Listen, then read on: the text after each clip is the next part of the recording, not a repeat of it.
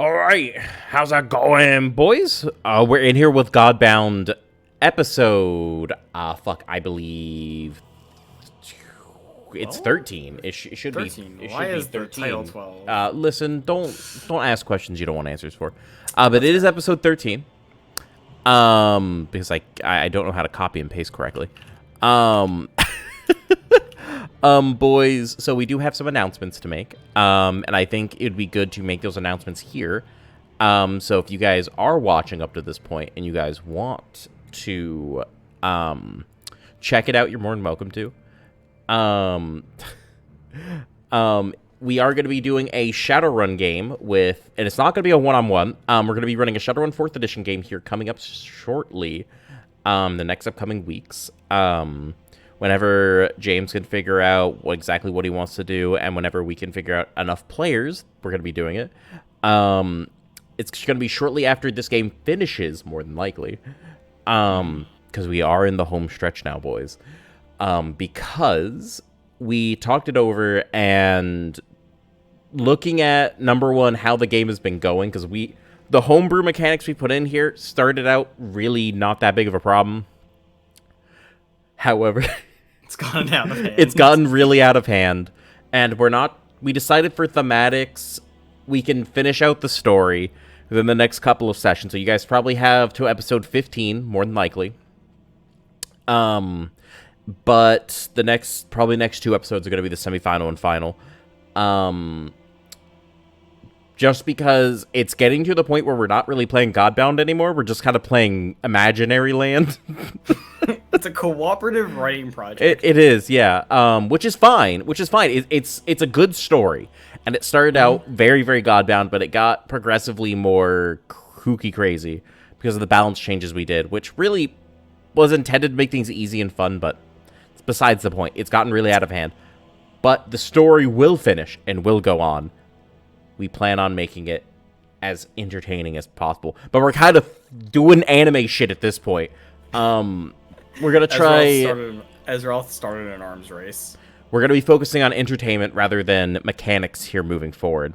So there's a lot of things cut out that you guys are seeing now that you guys used to see before, or new things that we've added now that you're like, that doesn't sound right. That doesn't sound like something in Godbound. That's because it isn't. We will be having a whole lot of fun with the end of the series, and we are still going to be doing quite a lot of Godbound shit. But, this is a lot. This really has been a whole lot of fun, and I'm excited to conclude the story. So, I will make the comment of, in terms of, the power scaling and all that, that is actually on me. Yeah. I am the one who designed and created Azeroth, and you kind of just become a progressive arms race, because we realized that melee is kind of abusable with the current rules and, minor artifacts and stuff like that for heroes. The only rule that really took everything to sky-high bullshit limit is the artifact rules that we implemented. Other than that, this whole system would have been so much less overpowered. Well, with this weapon, that's a minor artifact. Those are actually the normal rules for that. Yeah, but it's the ones I've made for myself. I've made for him. Yeah, it's the erased rules that we've made with making artifacts that way, which has made the economy really heavy on it. Which is fine. It's fun. Don't get me wrong. It's a blast. It's made a really fun, but just We're getting to the point power creep wise where we just can't do. Basically, we auto hit, do max damage, all this, that, and the other, which you can do in standard Godbound. You can do. It's just really we have the entire power of a min-maxed party in 2 characters, and it's just not. It's in Azeroth. Yeah, it's all in Azeroth, and quite literally, it's gotten to the point where we can fight God and anime, and it doesn't matter. So, this is more or less official builds. It's just power creeped out the ass. So Yeah. Legit, if this was a standard Godbound game, no homebrew, you could get to this power level, but it would take 30, 40 sessions probably. Of hardcore nose to the grindstone searching for artifact shit. But you can do it. Don't get me wrong. You can do it.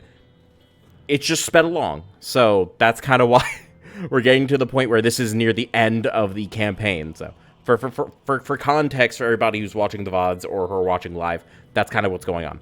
But anywho, that's not going to stop us from enjoying the last couple of sessions, because these sessions are going to be fucking wild, boys. Going to be fucking wild. This shit's going to be out of just insane, absolutely insane. I hope you guys are strapped in for it. Twist turns, dick twisting, it's gonna be a good time. Exactly. So James, feel free, recap us on what happened last time, and go ahead and kick us off. At the end of last session, you know what? Actually, wait. One thing before we do that, because it just doesn't feel quite right without this. For the recap and everything like that, let me just What? Changing the music. Fair enough. The forest music. Fair enough. Okay. Because we always had that nice forest music playing for a recap. Fair enough. So, let's go.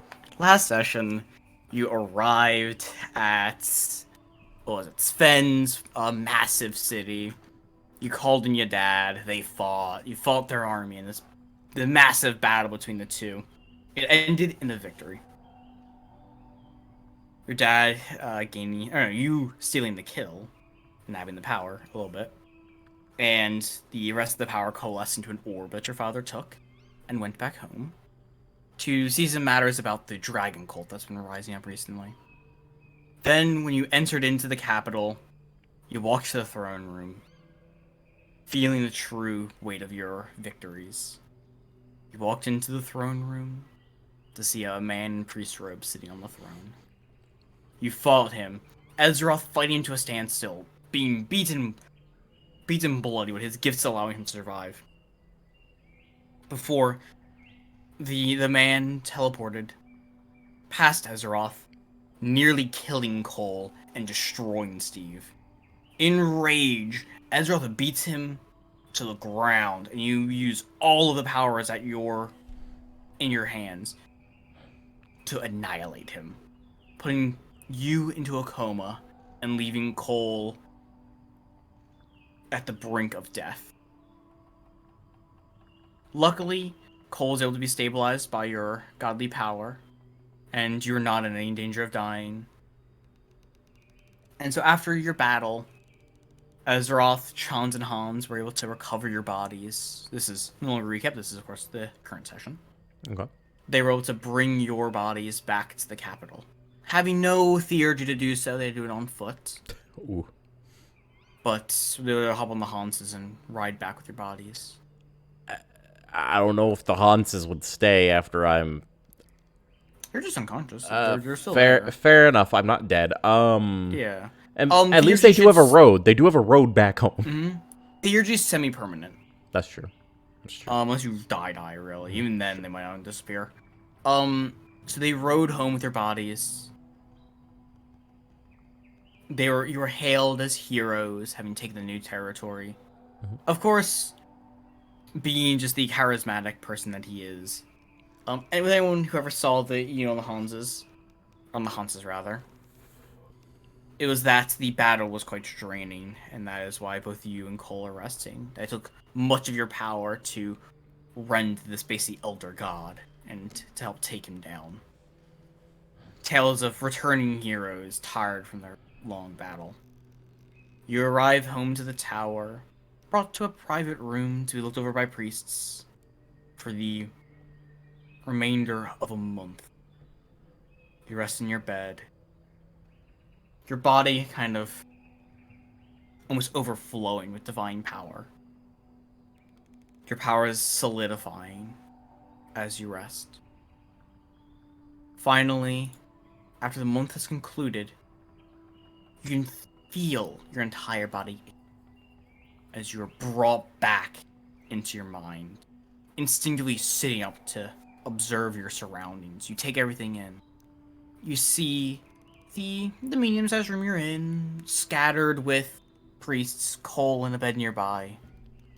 The moment you are noticed, one of the priests immediately flies through the door, likely running off to go tell your father.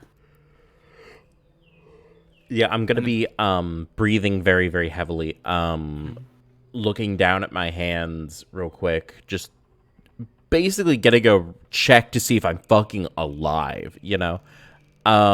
Still panicked as clench my hands, unclench and exhale as I finally take in a softer breath, calming myself now as I kind of look on over at Cole.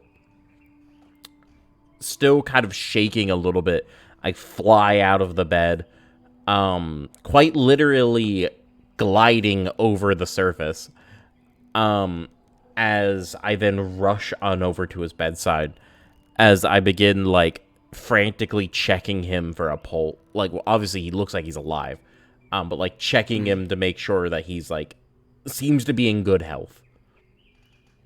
Once you rush over to him, you can feel his mana kind of condensing and surging back and forth over and over again.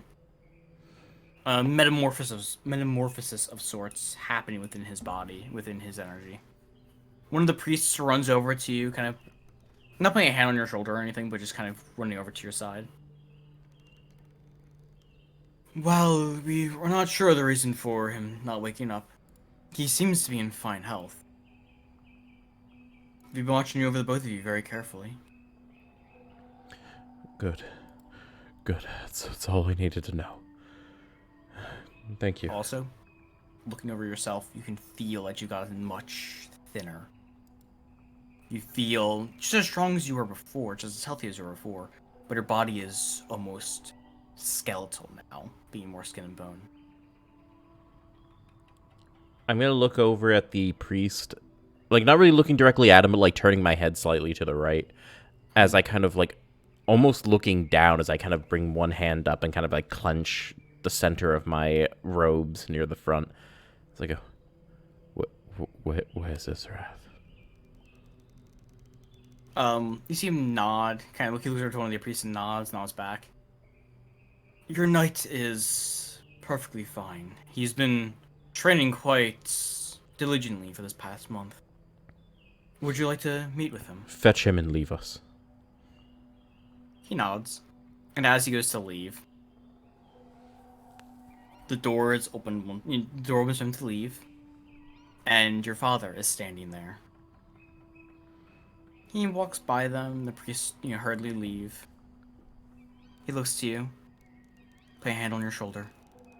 My son, it is good to see that you are all right. That you have finally woken up.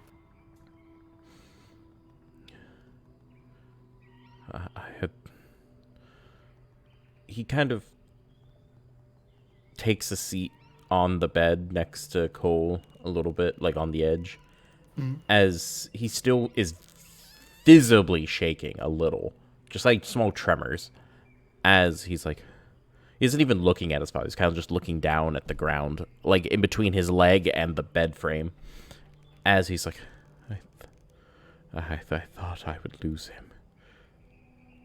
I thought I would be more steeled for this. He's just a mage. A simple subordinate. But it was almost like losing a child. The rage I felt like I tapped into something. Or was on the brink of it. Of something I've never felt before. It terrifies me and leaves me with such strange wanderlust.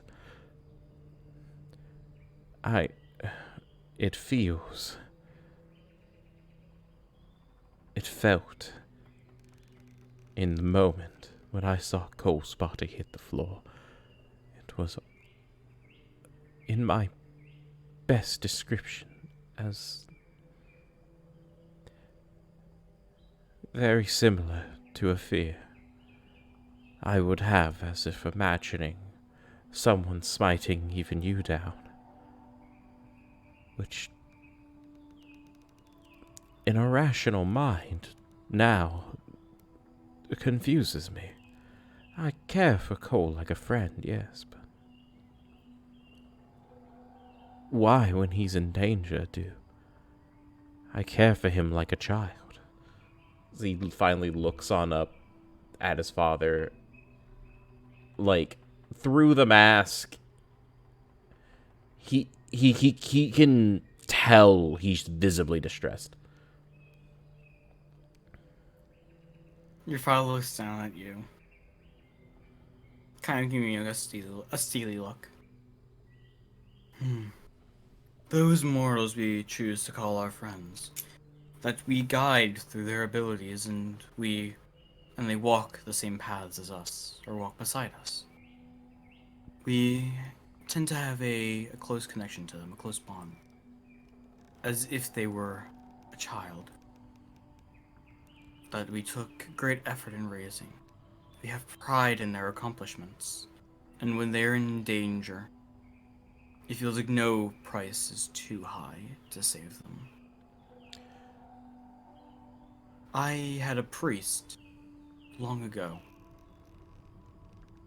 He was like a son to me. You know, we're very close. I taught him magic. Fucking damn. God fucking damn. He was a prodigy that is hardly seen in many generations. I taught him the lost arts of necromancy. And one day,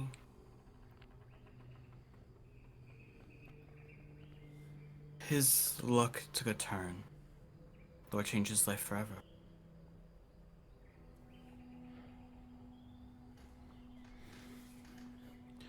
He takes a deep breath.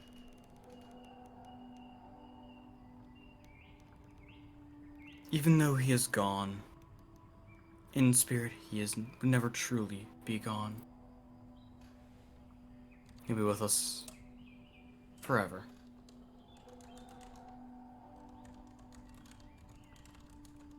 You pat on the shoulder. Cherish those around you.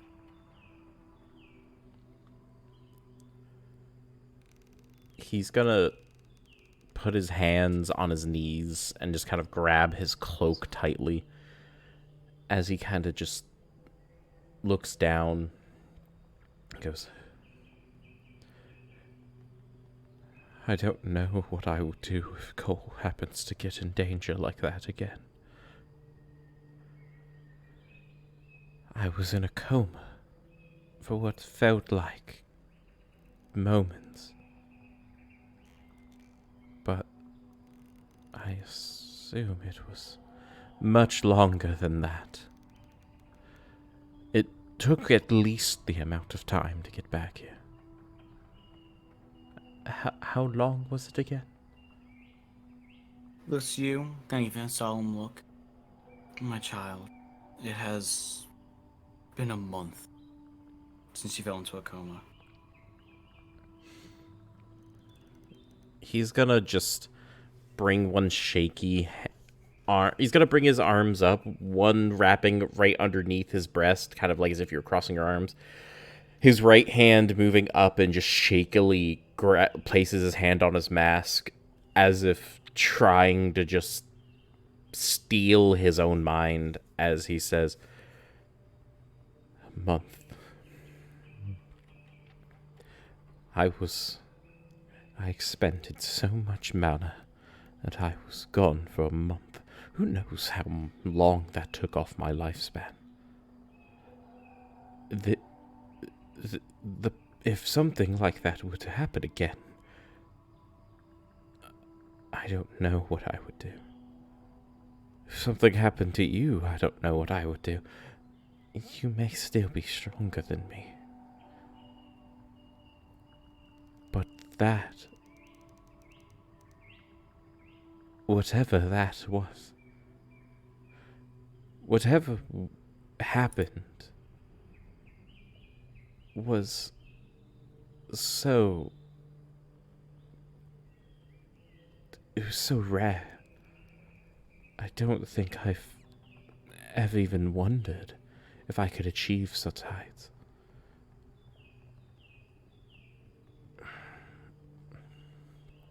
He's gonna reach out a hand to you. Come with me, take a walk. I do believe your paladin is currently training in the yard. It'll be good for you to get some fresh air. He takes a deep breath in, as he takes his mask off and looks straight down as he just wipes a single tear from his left eye with his other hand. As he sniffs in a little bit, puts the mask back on, stands up straight. Yes, quite. We should. He'll be fine. As I start walking with my father, taking one quick glance back before shaking my head and staring straight as we leave. He opens the door in front of you, letting you go out. There's a single priest outside, kind of, a little bit shaken. He nods to him. The priest enters the room. You hear him softly say, "Watch over the mage. Make sure he's alright." Closes the door behind, and you walk through the halls quietly, your body still lightly shaking. Your legs feel more unsteady than they did before. It feels like how you felt after the first time you fought, like, when you first saw the Parasite God, where your entire body is racked with that nervous fear in the back of your head. Way back then, yeah. Yeah. The feeling of being powerless in a situation, powerless to save those around you. You move slowly out to the courtyard, and your father being next to you comforts you slightly. And when the training yard comes into view, you see the paladin. Ethereal green armor overlaid on top of his normal veteran armor. Ooh. A billowing black cloak wrapped around him. Locked in combat with now and several other high-level paladins. None of which can seem to even land a hit on him. Ooh. The swing of his massive sword, the swing of his massive sword sends many of the paladins flying, leaving only him versus now. And before now could bring a considerable defense, in an instant Ezroth closes the distance, slamming his sword down. Now blocks the blade, but in doing so, you see the entirety of Nowell's body shake and the ground below him crack. After the strike, Now simply raises his hands, shakes his head, as he declares it his loss. I could keep fighting, but... kind of rubs his arm. I don't feel like having my arms broken. Now reaches out a hand, which Ezroth shakes. You can hear the cheers of the knights who are watching the battle. Ezroth kind of looks around, his eyes locking with yours. In an instant, he almost flies out of the ring, over to you. The armor fading as he runs. Falling to a single knee, he slides up to you. And falling to a knee like a foot or two away, sliding up to you, slamming his blade into the ground and bowing his head. "Ah, young master, you're finally awake." He's going to look down as he walks just a step or two forward and puts a hand on his shoulder. "You may rise, Ezra. I am awake. You've done well. I can see your progress is astounding. I never thought you would get so strong." He rises to his feet. You can tell his body is even stronger than it was before. His movements are more refined. I'll never let someone do that again. I've trained my powers to the best of my ability. I've gone far beyond what I was before. I see there'll be considerable catching up to do. I look forward to it. Knowing your talent, I'll catch up in no time. I may just have to. I'm still a little shaken up from the whole experience. It seems that, well, defeating that thing in the throne room. You did give a briefing on that, right? He nods. Oh, good. But after fighting that thing, it seemed like the power surge was far too much for me.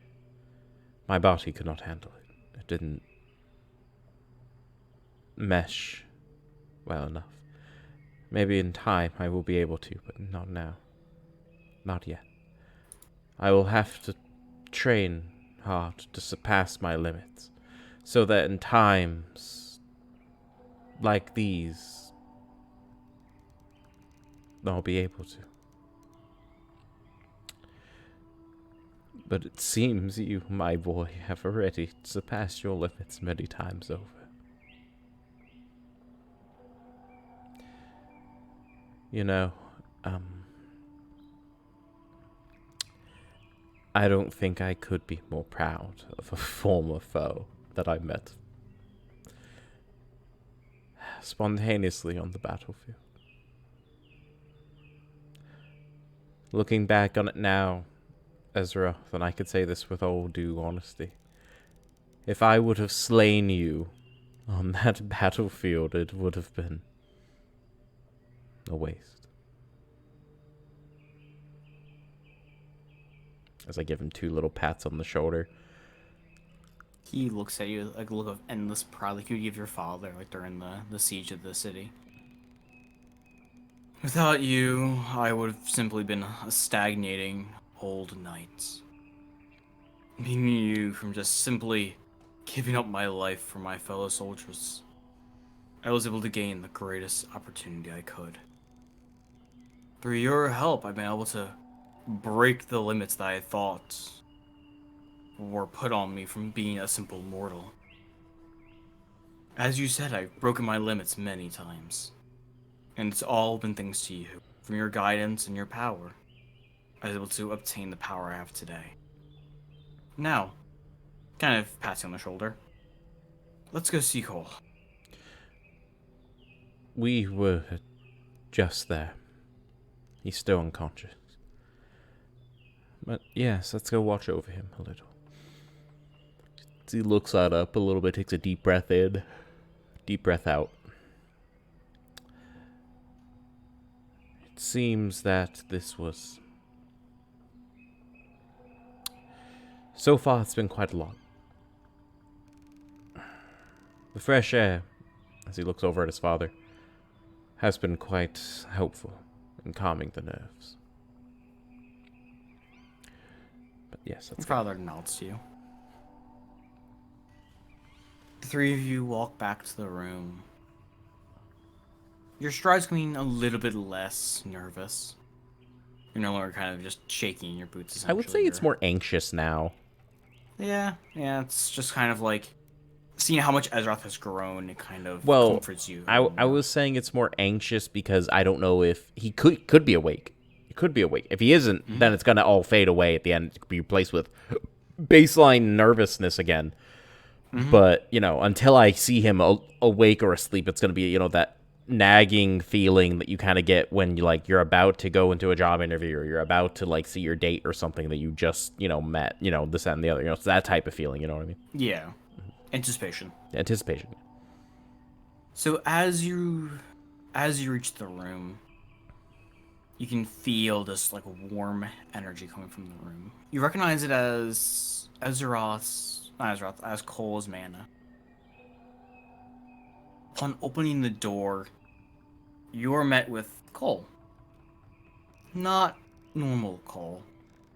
A pair of wings sprouting from his back. Parts of his body are covered in dark red scales. As he lifts the priest that was in the room assigned to watch him by his throat. Faster than thought.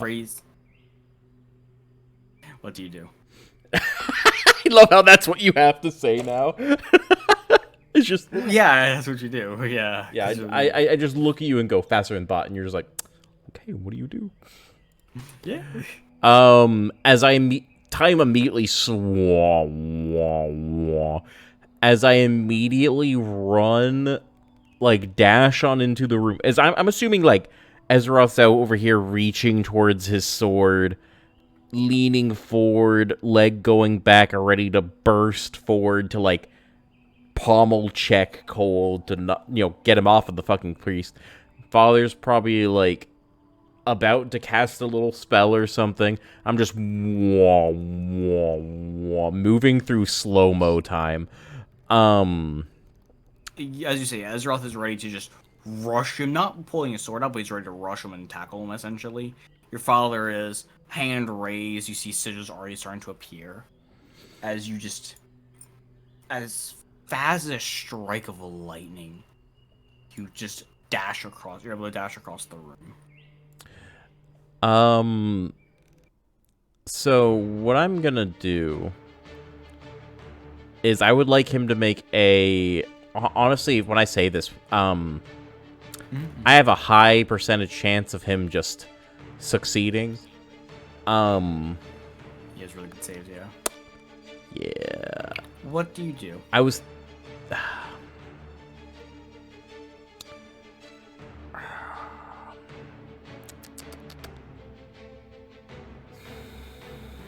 For distance lance? Just kill him. No. God damn it. No. Black flame. Just kill him? No. That wouldn't kill him. He's immune to fire damage. Yeah, but that's besides the point. No, what I'm gonna do is I'm gonna rush on over to him, place my hand right against his chest, and cast Gust of Wind. Hardiness save, please, or be pushed 15 feet away. I'm gonna grab the individual that he's holding. Question, can he even save to this in this type of time state? He could, yeah. I'm gonna give him -4 penalty to it, though. Oh boy. It's a hardiness save. He has a fucking 5 for his hardiness save. So, actually, I'm gonna do a -5, so it's a 50-50 chance. Oh boy. Fuck. Wait, no, he had a target of... What? It had a target of 5 normally, and he rolled Oh, because it minuses off the save, check. Oh, he rolled a 17. Oh. I will say, he isn't pushed back, but it's able to make him stumble and drop the priest as he looks down at you. I'm gonna use my Fray Dice. Because I don't have any other choice. As I move my hands forward, like after pushing him out of the way, I'm gonna grab the priest a little bit and just kind of shove them to the side a little bit. As I move a hand on up, as I just concussive whoosh right against the back wall. He'll be fine.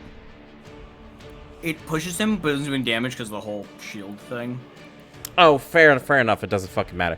Regardless, let me just shove him to the wall. Exactly. You kind of shove him to the wall. You hear like the breath leave his lungs. He's like, as he looks to you. Time redilates, by the way. Yeah.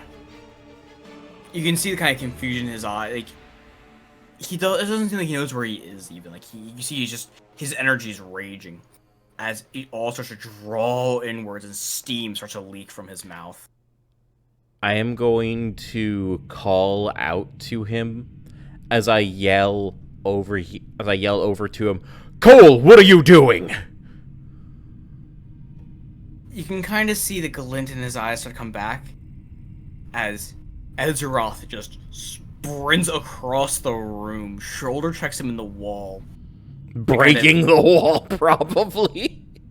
Not that hard. Bro, he's already against the wall. How the fuck is he gonna... He's like knocking the wind out of him, basically. Fair enough.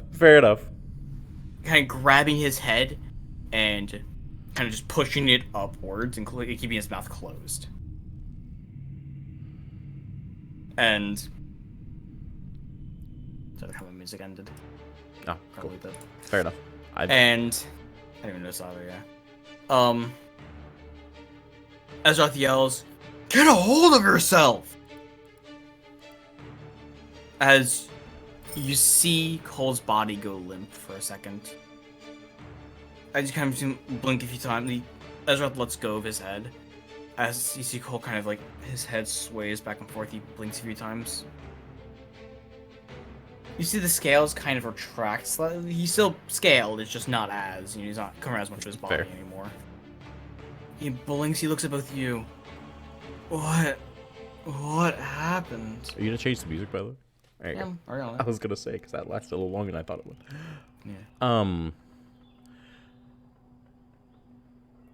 I'm going to run on up to him. I'm assuming Azeroth has let him the fuck go at this point. He has like a handle on his shoulders, like keep him steady. I'm going to...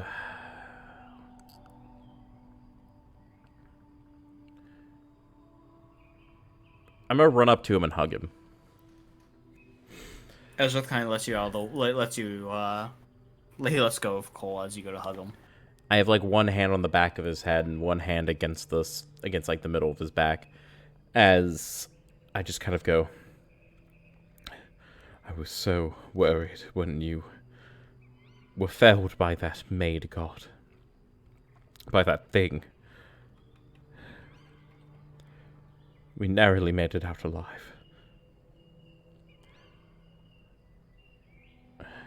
So he realizes what he's done. He kind of like lets go of him a little bit, puts two hands on his shoulders, on both sides, like sliding back to do so. He's like, You've seemed to have changed so heavily in this month. I think the dragon's boon is finally emerging. After being released from your embrace, you see Cole look at his hands, kind of looking over his body. You can feel his chest a little bit. He flexes his wings. Yes, it feels like it was just a moment ago. You were fighting that thing, and he suddenly appeared in front of me. I feel like in an instant, my life flashed before my eyes. I could feel my life slipping away in that moment. I thought I was gonna die. I could feel my power start to well. But then everything went black, and when I woke up, I couldn't think or see properly. It was as if I was just attacking on instinct. Whatever was around me. No, I understand. Come here. Take a seat. As I kind of like move, like slide over and put a hand on the middle of his back, kind of like guiding him over to sit down on the bed next to him. He sits down. Ezra's kind of standing over the both of you, just kind of with a look of concern on his face. Cole, we've both been out for a month. You can see the look of just like fear and surprise on Cole's face. We have both been out for a month. Azeroth was fine. He survived the whole encounter. He brought us back. Before I passed out, I managed to stabilize you. I casted a spell far stronger than my body could handle, and in my moments before, well, passing out, I used some of my divine power to stabilize your wounds and keep you from, well, bleeding out on the floor. And then I passed out on top of you, and then we woke up here. I'm sure it must have been so scary for you. That thing was so unexpected. I expected Sven to be the most dangerous thing there, but no. Whatever that thing was a challenge we've never faced before. But silver lining, Azarath, as he looks on up at Azarath, holy shit, he's gotten so fucking strong, Cole. As he looks over at Cole. He's fighting now and winning. Do you have any idea what that means? You see the look of surprise on Cole's face as he just looks up, because he's seen them fight previously and Ezra get his ass handed to him. You see just a look of pride on Ezra's face. He kind of pounds his chest.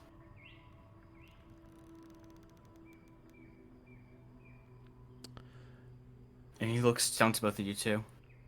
So I'll protect you two. Now when you're behind me, nothing will touch either of you. I can tell. I don't know what's scarier. The challenges we'll face or your training regimen from now on. I'm just happy that you're both alive.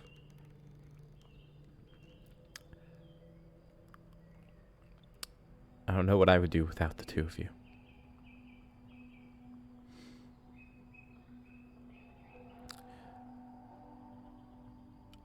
To be honest, as strong as I am, I think, honestly, my journey would have ended much, much earlier if it wasn't for the two of you. For example, Cole, do you remember when we fought that werewolf? And he nods. You saved my life. Azarath. If it wasn't for you, we would have had to fight an onslaught far stronger than we've ever been capable of doing.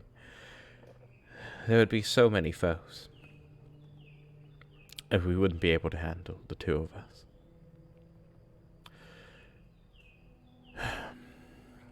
And while, yes, I've steadily tried to keep up pace with you, Ezrath and Cole, you may be my apprentice, and I've always been stronger than you. We are not the sum of our parts. Together, we are very strong. But there will be foes out there that, and I think this last encounter has proved to us, arrogance will get us not where we need to go.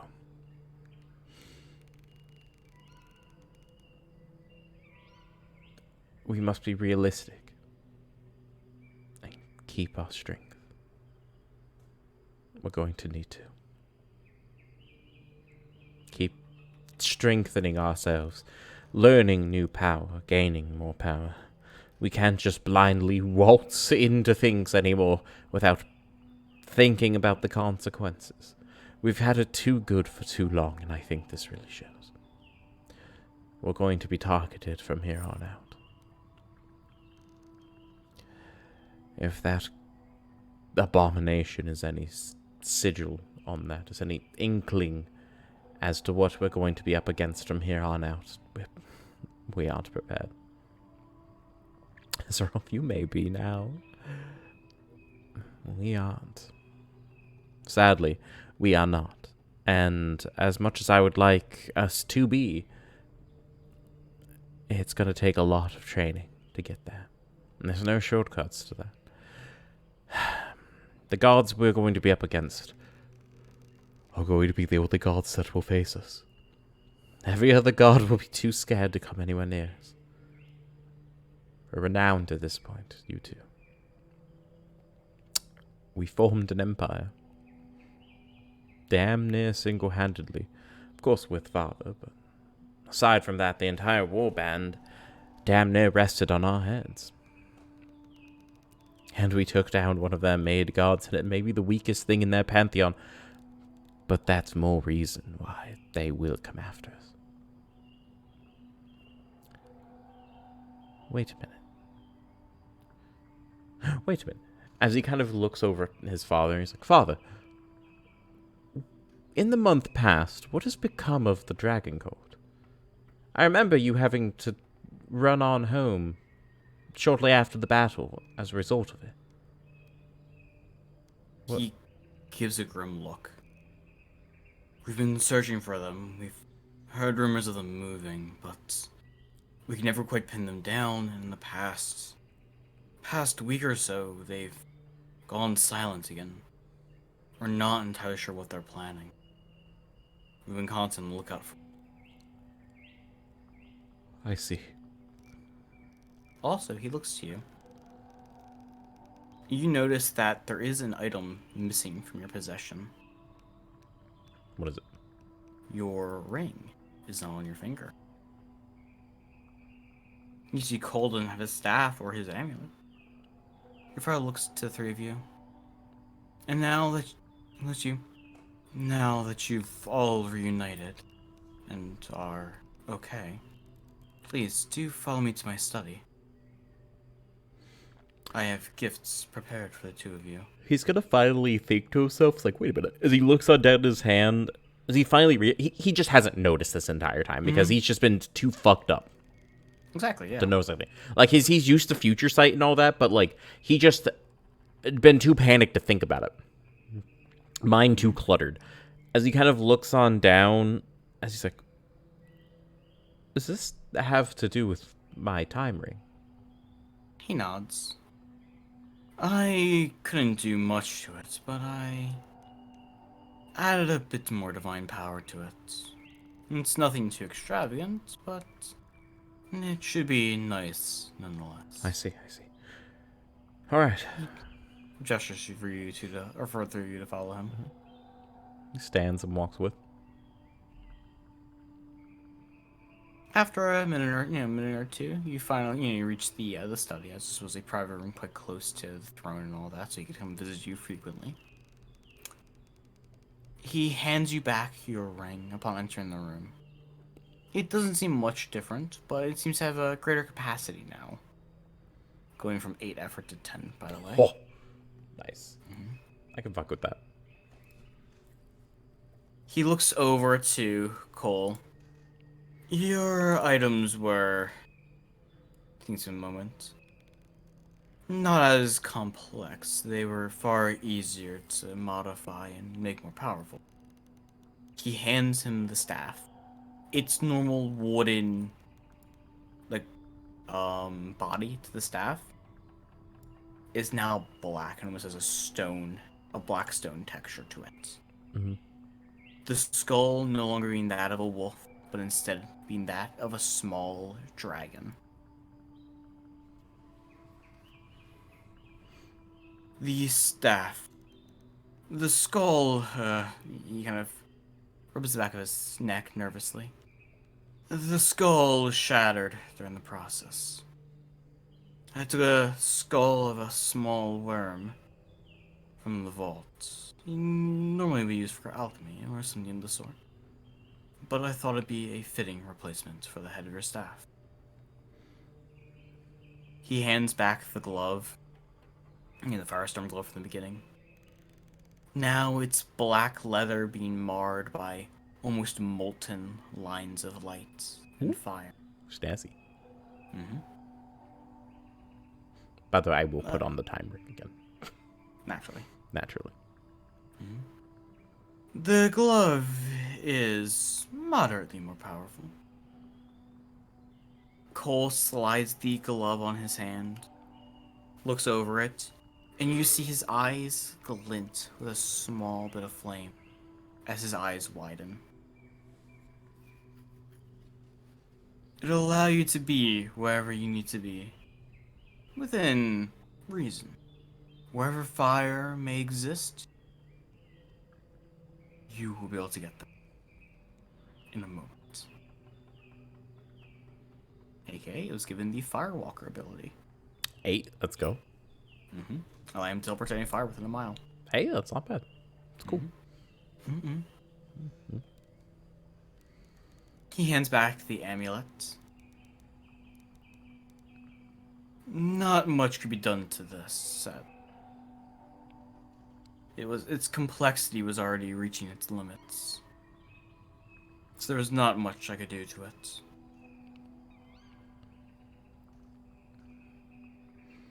Without risking its shattering. due to the weight of the enchantments.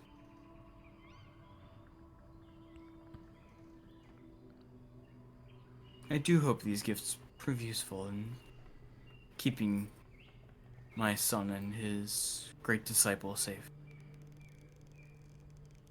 When I heard about your states coming back, I was fearing the worst, that you would never wake up again.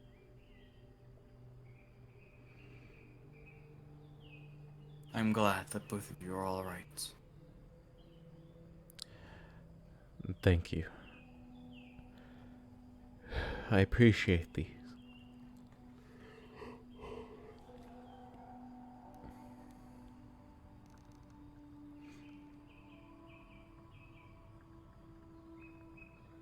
He looks to Azeroth. Naturally, Azeroth has already received his gifts. Azeroth kind of shows the cloak that he's wearing. I do believe this cloak should give him some of the power he needs to protect you. Is it replacing the cloak of oil that he has on him?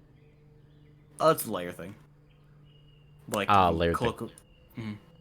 Yeah, the spell for the cloak of oil is just added on top. Fair. It was quite a simple garment from the vault, but I believe it will prove quite effective in keeping him safer against more mystical threats, as well as bolstering his quite impressive physical and mental protections.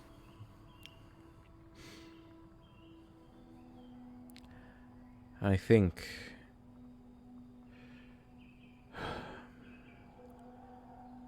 for today we should rest. Maybe take a walk.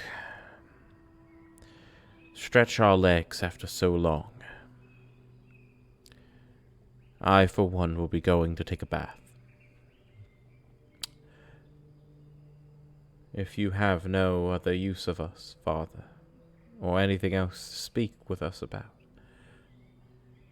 I have much to mill over, revolving around this.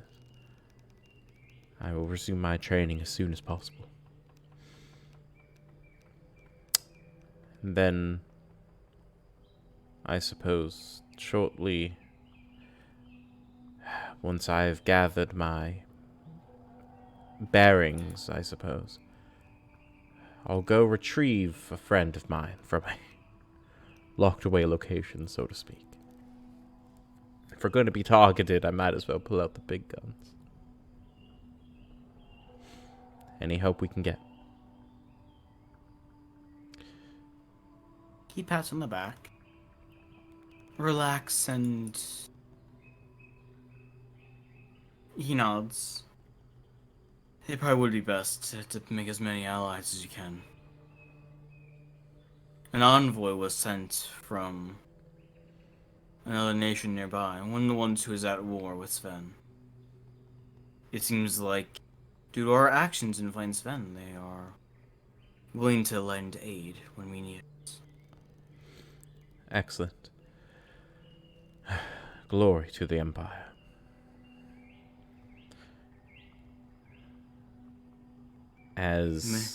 Oh, go ahead.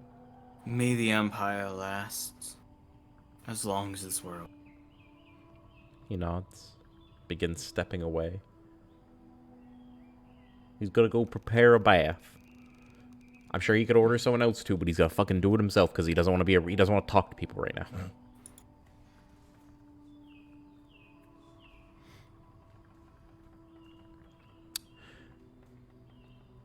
So you go and you make your bath. You probably use magic to warm it up. Oh yeah, for sure. What I'm gonna do is when I close the door and get the bath water poured in, via spouts and shit. What he's gonna do is go ahead and just wave his hand as the water boils a little bit and then just kind of settles into a nice warm temperature. So he places his mask down on the countertop, inside the room. I'm assuming there isn't a mirror per se. But No, probably isn't. No. and there probably isn't like a toilet or anything in here. Obviously, this is probably just a bathroom. So probably a fucking window or something.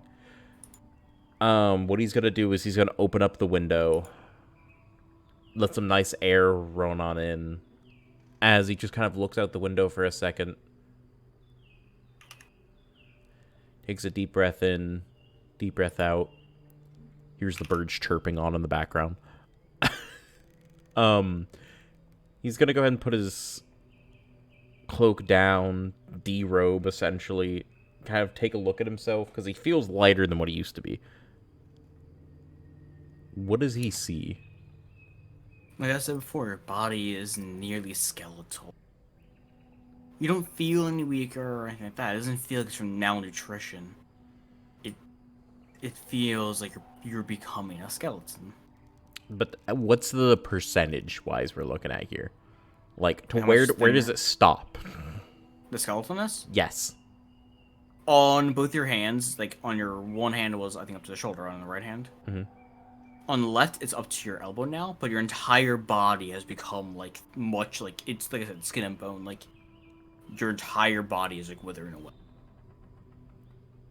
So I'm basically super anemic right now, looking. Yes. Looks you haven't eaten in like you've been starved for months. Yeah. He's gonna, like, feel around himself a little bit as he goes, like, to himself. He goes, I guess I'll have to eat a little bit more. Get some more flesh on these bones. I didn't expect myself to wither this much.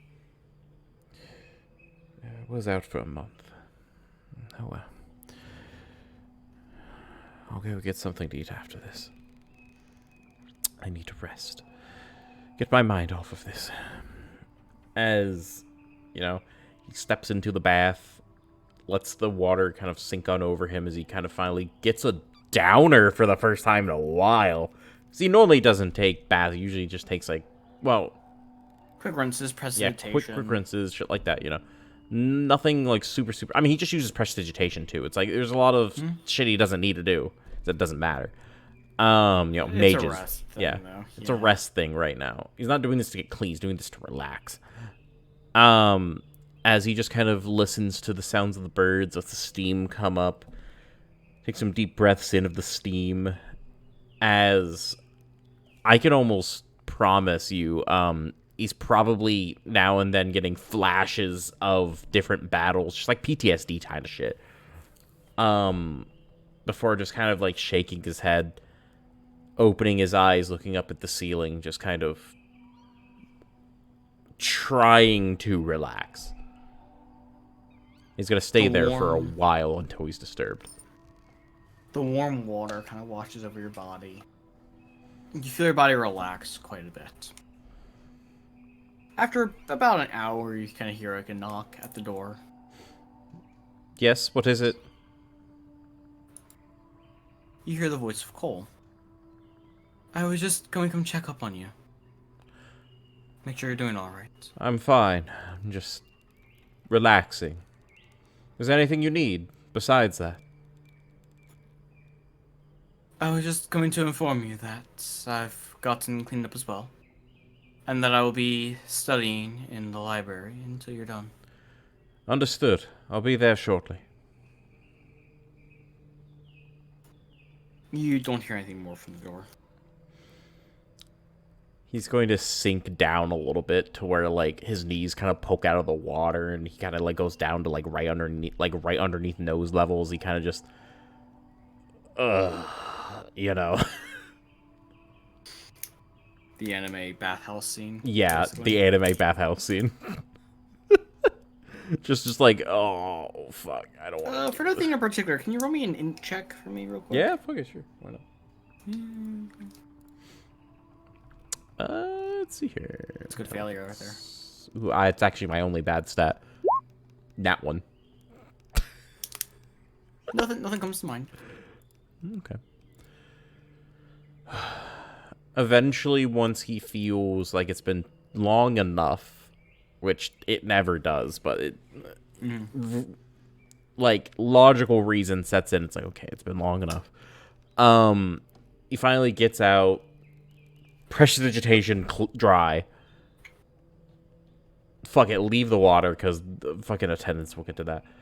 You don't know. Steam covering areas. Yeah, steam covering areas. Get dressed. I'll just snap my fingers. Window slam shut.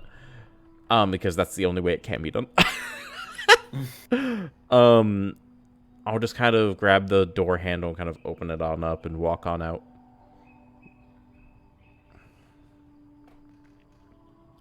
You feel refreshed. I'm gonna need it. I'm still stressed, but given I just went through trauma, like trauma, you know, better than I could be. But so where do you go? Do you go to meet with Cole, or do you go to like the wine cellar to go drink?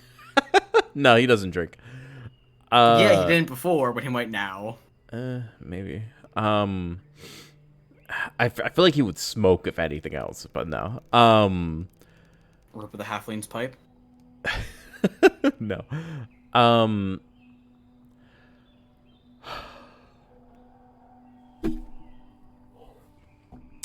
I feel like he's gonna go out to the yard and watch the sparring sessions for a little while. Just kind of lean over a post, like go on a upper floor, kind of lean out over a railing.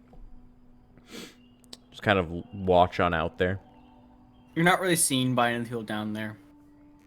You see Ezroth down there. He's not fighting. He's just kind of, overseeing. Him and some of the other paladins kind of give some advice to some of the younger guys as they watch the battles. You can see there's quite a few, adept fighters in there. I think I'm gonna watch him for like an hour or two, probably. Just watching a good couple of fights. Not really paying any heed to anything. He doesn't want to go see Cole right now. You see Ezra step up to the plate, not wielding his sword for once, against another high-level paladin, and the two of them just duke it out, fists only.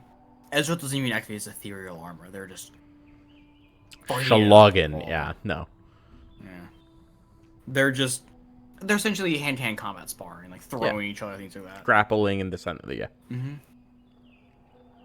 You see Ezra getting the upper hand as he kind of grabs them in midsection and just suplexes the other man, slamming him into the ground.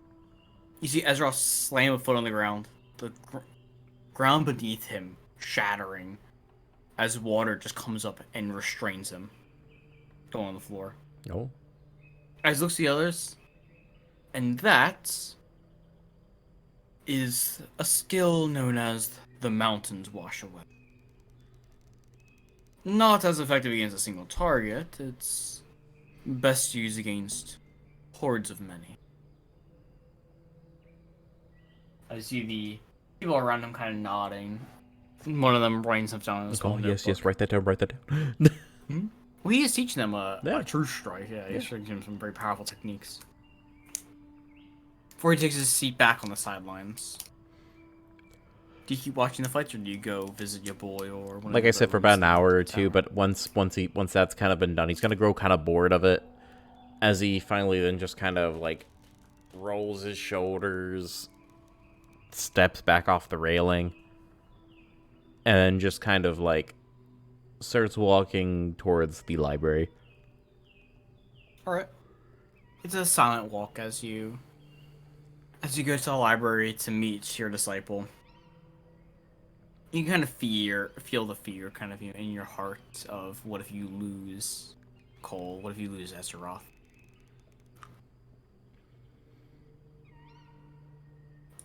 The funny thing is, if it was Azeroth, he wouldn't care as much. It's just Cole. Azeroth, he would be upset with, but it's not as much. If you lose Azeroth, though, that adds weakness to the party. It does. Reduces your defenses. That's the thing. It does, but it's an attachment thing, you know.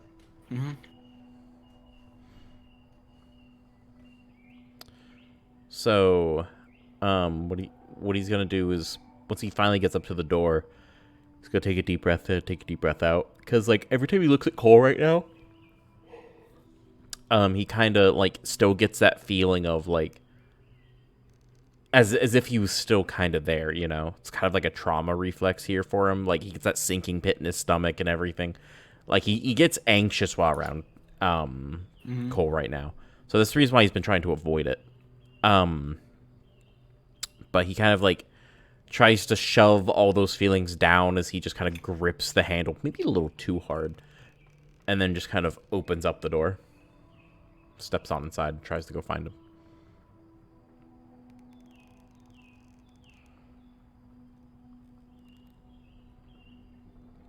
It takes you a few minutes to find them,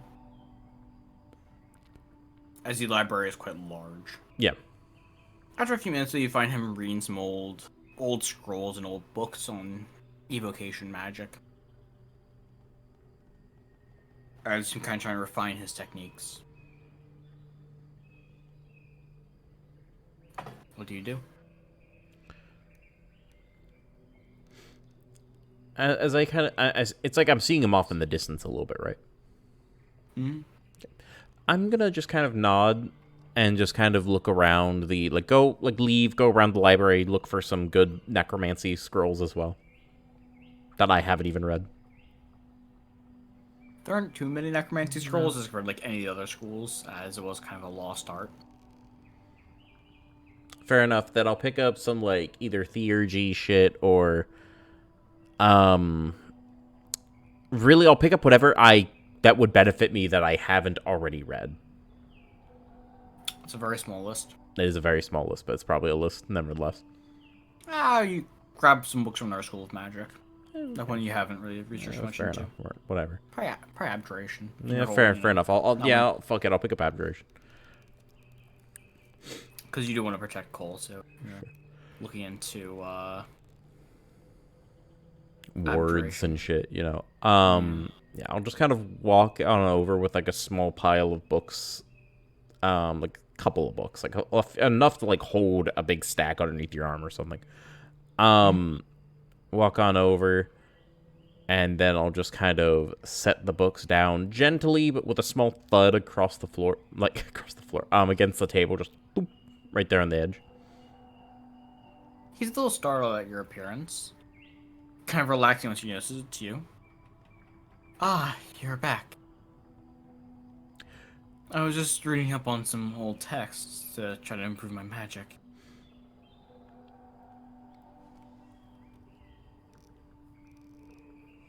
Yes, I can see that. I've looked around a little bit for my own, for my own sake. Yeah. We have a long way to go. Get cracking at it. He kind of pulls up a chair, sits down, begins reading it. He's not focusing on any of this though, but he's like trying to, but he keeps, like, drifting mentally and just, like, having to reread the same thing 6 times, you know, kind of shit. Yeah. You see Cole kind of nod slowly. It'll take a lot of effort for us to catch up to Azeroth. But you see him kind of galvanize himself. I know we can do it. He's literally... Our magic will surpass all those around us. All those in the realm. It's going to have to for what we have in front of us.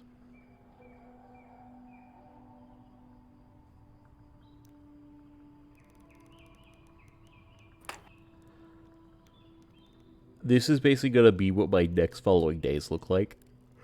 God, I don't know why I'm yawning so much. Sorry. It's just like, by next coming days, I mean, like, he's going to spend the next, like, 2-ish days probably just trying to relax and get his mind fucking straight, if that makes sense. Because he doesn't want to go traveling with the party and everything when his brain is still all fucking scatterbrained. He's going to take a lot of baths, though. Like, he's going to take a lot of baths. It's going to be a lot of, like, trying to find any which way he can to relax. Like, he's going to be out there watching the fights and the sparring and the training, going to the library on his own, going there with Cole, going to baths, taking a walk around. He's spending, like, all day and night just... He doesn't want to go to bed. He's genuinely afraid for getting a nightmare of what's going on, that he's he doesn't need to sleep, but he's not willingly going to sleep. So he's like taking midnight strolls, just basically procrastinating leaving. And it just does not work. It's better by like the second day, but it's just not So there. by the second day, you're kind of resting up. You're walking through the hall when you see Now rush up to you, grabs your shoulder, looks at you and goes, "You need to go to the throne room now." Sure, fuck it. Let's go. Explain on the way. As he begins Nods. to run with him. Like It's straight another up gliding across the floor. He looks to you. The Watchers of the Deep, they've gone silent. Anyone we sent to the prison hasn't reported back in a day or so. We need to grab you, your squad, and Glar, and head out to the prison to get a sit rep on the situation. We need to bring everyone just in case the dragon has been let loose or they're attempting to do so. Fair enough, fair enough. I'm surprised we didn't get word sooner. This all happened within the past day. We thought it was simply missed communication, so we sent a squad of paladins there, but they also haven't reported back, so we're mobilizing everyone we can to head out. Do you have any idea on the status of Chance and Hans? Some of our priests are nabbing them as well. Understood. He just kind of looks at him and goes, "I will meet you there." He just whoosh! Much further. He can teleport, dude. So, I mean, just... Yeah. Whoop. Like, Now is running fast, because as soon as you tip off from him, you see him start running like 60, like 90, no, probably 120 feet. Let me put it this way. Quite literally, I use a miracle and teleport into the throne room. Like, into a shadowy corner, I teleport into the throne room. As you appear in the throne room, you kind of come out of the shadows. You see your father looking extremely stressed after he's just like flipping through some papers. He doesn't even notice you into the room. As you see Cole just appear from one of the torches in the room, falling to the ground, quickly standing up. And Azeroth just busts in the fucking room, almost taking the door off its hinges. Now entering the room like about a minute later. I'm gonna look over at Cole and go, "I'm surprised you had the same idea." Fuck it, it doesn't matter. Father, we have arrived. He grabs your shoulder and goes, "We need to head outside now. We need to mount up and ride out as fast as possible." Understood. Understood. Come on, let's go. They nod and they run through the open door. Azeroth can run through the fucking open door. I'm teleporting to the stables. I'm assuming Cole's gonna teleport to a torch in the stables. Yes, yeah, we just teleports outside. It's lowest Azeroth's fire, actually. He teleports to any fire he can find. Maybe popping out of someone's like match when they try to light a cigar or something. He appears in the stables. A few minutes later, Azeroth and Glar come out. Azeroth and me hopping on one of the Hanses. I'm guessing both you and Cole. We would have basically readied the horses for everybody. Just got them all out there, like got on Hans back and everything. Glar doesn't get on a Hans. You see Glar just raise a hand as a skeletal horse just appears. He climbs on, looks at both of you, looks at the three of you. Normal horses won't be fast enough. He raises a hand, clenches it. Divine light washes over you. You can feel the hunts become much quicker than normal. Fair enough. Hiya. But before you can ride out of the city, Foresight activates. Complete fear overtakes you as you unknown to everyone else, you just cover your ears. Everyone looks very confused. As a dragon flies overhead a second later, laying out a loud roar. Everyone quickly covering their ears to not become deafened by it. You recognize its pitch black scales, and your heart sinks.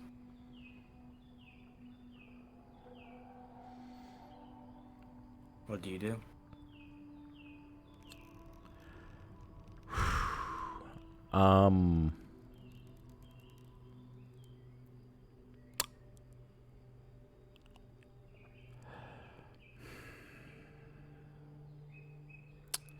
So there's things I want to do, and there's the things that I know I need to do.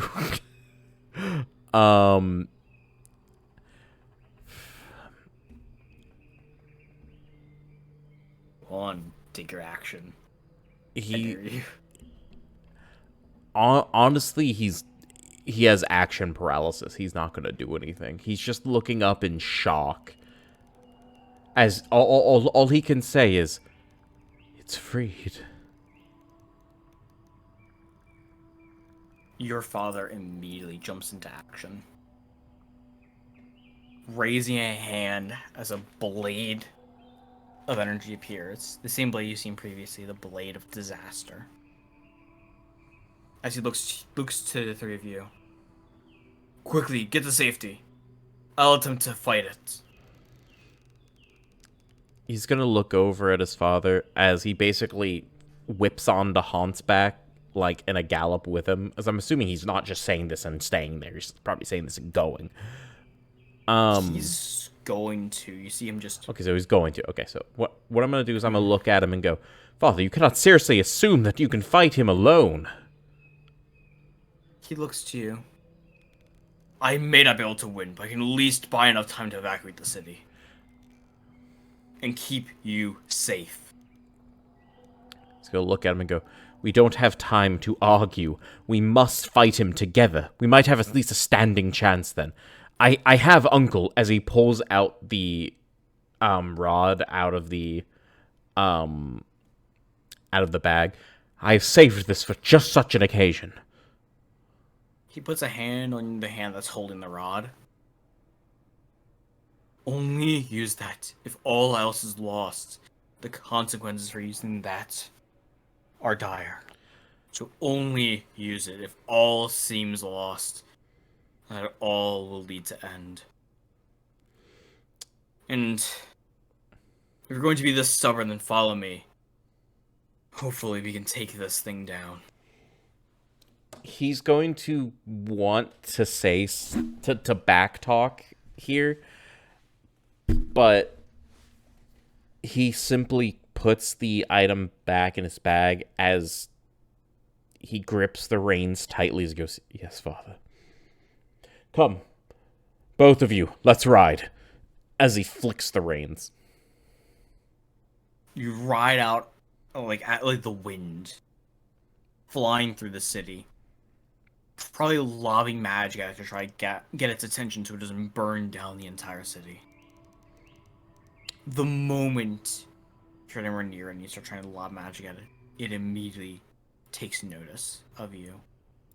You can see an almost sinister and smug grin appear on its face as it yells. As you know that it howls. Not so powerful now, are we, little god? Now that the chains have been broken. I'll burn your entire kingdom to the ground.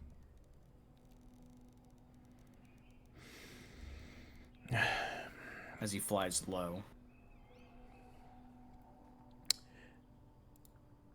What he's gonna do is he's going to raise his staff on up and cast the last speckle.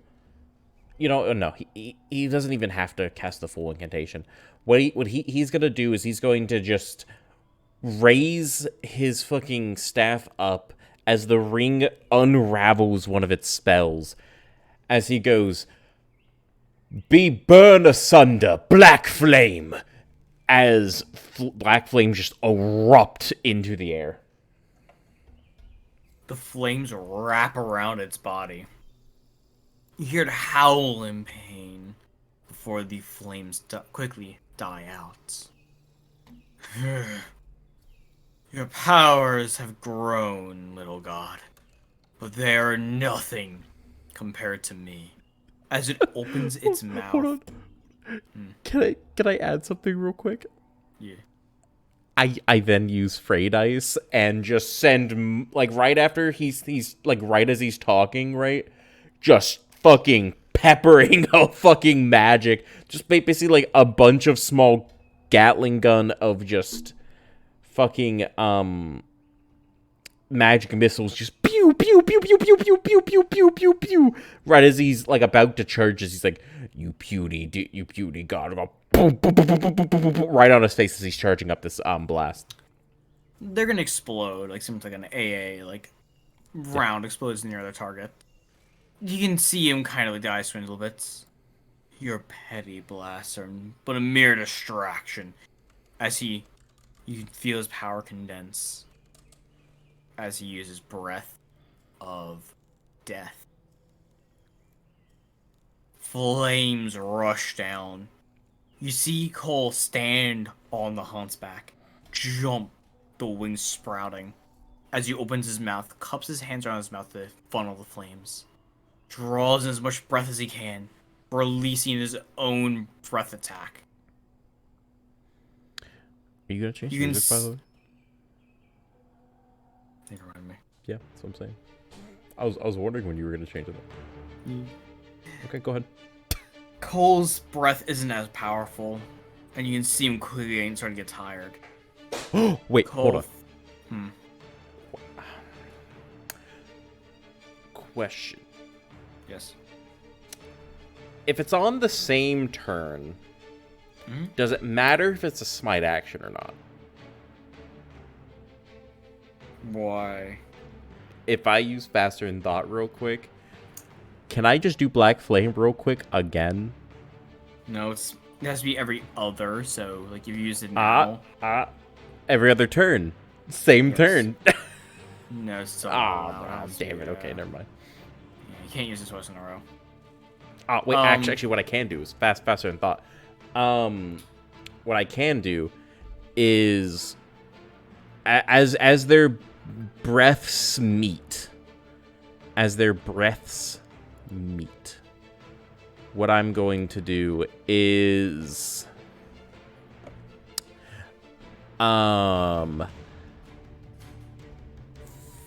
flicker out a very large wave of necrotic energy that kind of just crashes over their body. Actually, you know what? You know what I can do? Smite actions are, you can't take that action twice, right? Mm-hmm. Okay. Yeah. But you can take other smite actions. So what I'm gonna do, 2 effort spent. As Faster in Thought activates, as their beams crash together, he quickly raises his hands on up as a massive spell circle whoosh opens up across the floor around them. As immediately the sky begins to twist and turn as I say impossibly quickly the incantation for the spell as he raises both hands up, gripping the very fabric of the air. As bits of fire come coming down from the sky. This is the Frey Dice, by the way. Just small rocks, bang, bam, bam, onto the dragon. Almost like small meteorites. As the entire sky just swirls around one little point. Are you using Ferguson's Lance? Nope. I'm using Meteor Swarm. Oh. Oh yeah, you're once a day, 9th level. Once a day, 9th level. 2 effort. I think there's much better things to use with that. Actually, not really. It's kind of the strongest 9th level spell, more or less, in the game right now. How much damage does it do? A lot. Doesn't really matter though. It's like Storm of Vengeance. It doesn't matter. It's cool. Fair enough. Fair enough. Go ahead. So as the sky falls on him, What? It takes 2 turns. oh, yeah, It takes sure, 2 turns. yeah. It takes 2 turns.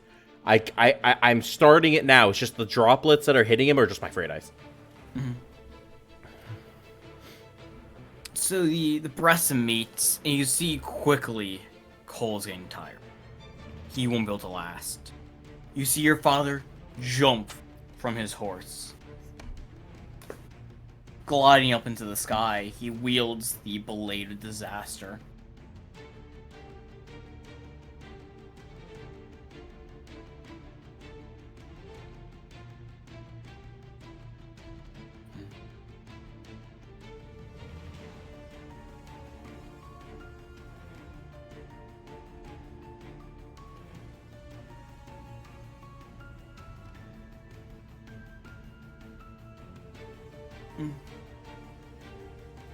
With every slash, the energy streaks through the sky. Not doing too much to get through the scales of the dragon, but it's enough force behind the attacks that you can hear it howl. The dragon start howling in pain, stopping its attack, giving Cole time to breathe and land back onto the ground. Azeroth, meanwhile, is gathering his strength. His ethereal armor forms around his body.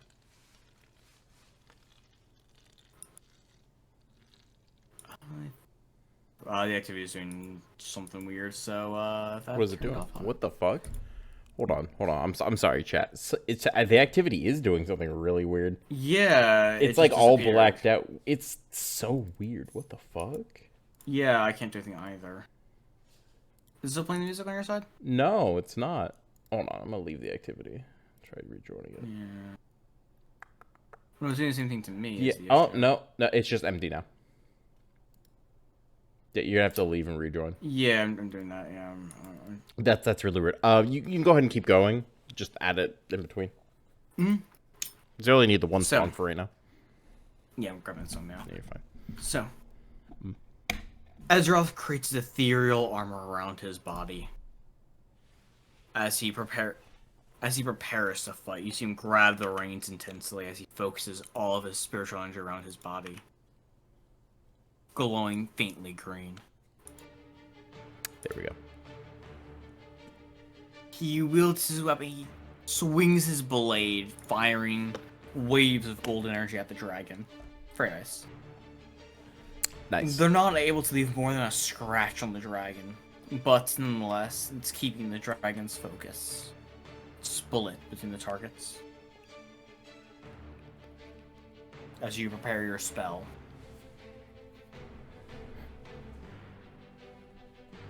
In the air, the dragon attempts to fight off your father, biting at him and releasing waves of flame into the sky. Your father either blocking with magic or deftly dodging the strikes.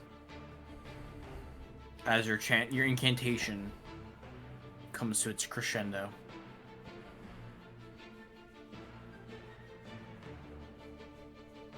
So, it's my turn. Yep. Cool. So I cast Meteor Swarm as the sky opens up around the swirl. As the giant meteorite just pulls down. As it breaks the cloud barrier. Whoosh! The sky opens. Clear skies. As just this massive flaming rock is just in the sky.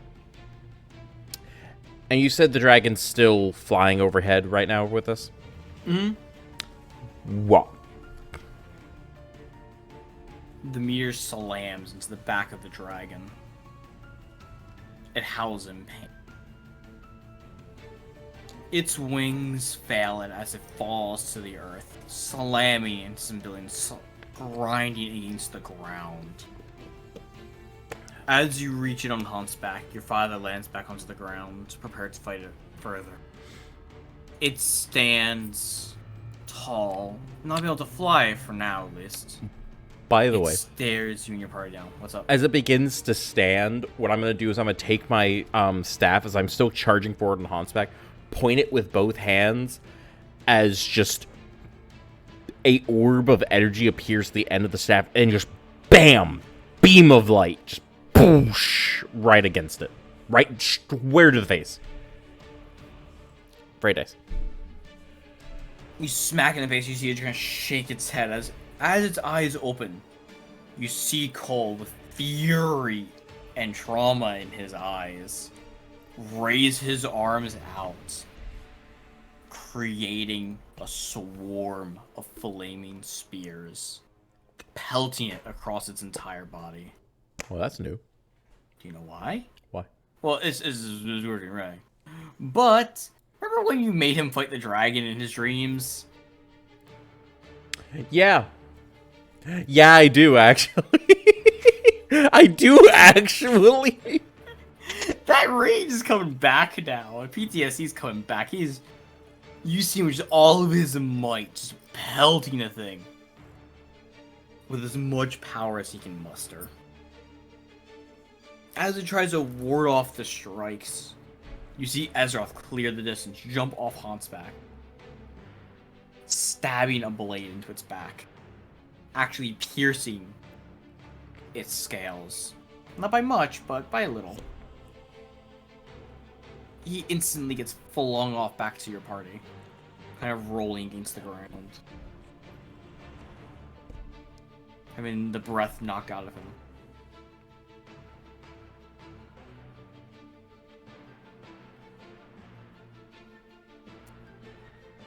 Your father begins to channel a spell. Calls out to you to cover him for just a moment. As the giant beast prepares another attack. Okay.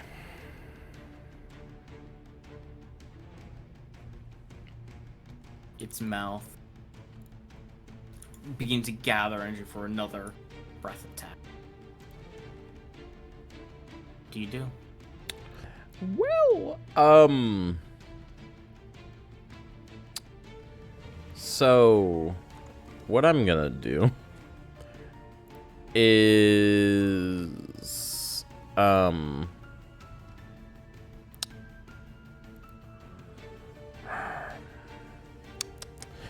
so it's gathering an attack right now.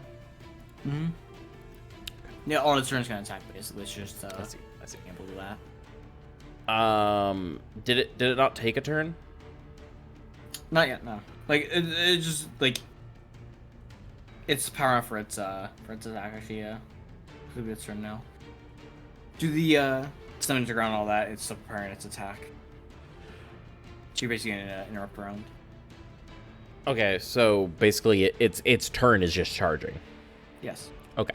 So what I'm going to do is I'm going to cast Black Flame again as I perform the necessary incantation fully this time.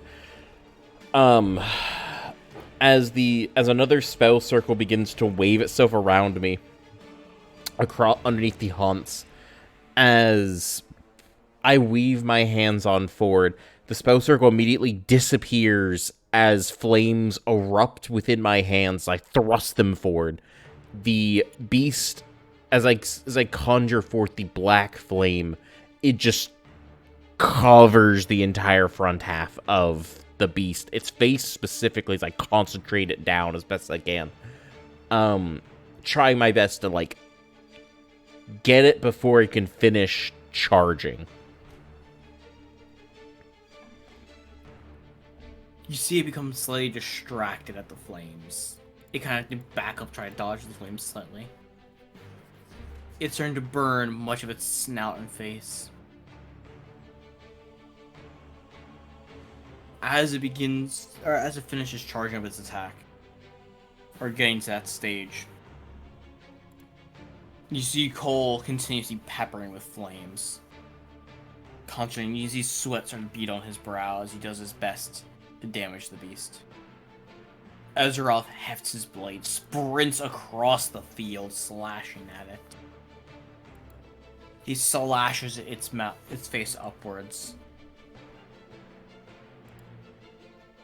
knocking the energy out of its mouth, stopping its charge. For it looks back down upon him, raising a claw, swatting Azeroth to the side, slamming him to a nearby building. Oh, hold on. Faster than thought? I am going to go on up right on up to his ass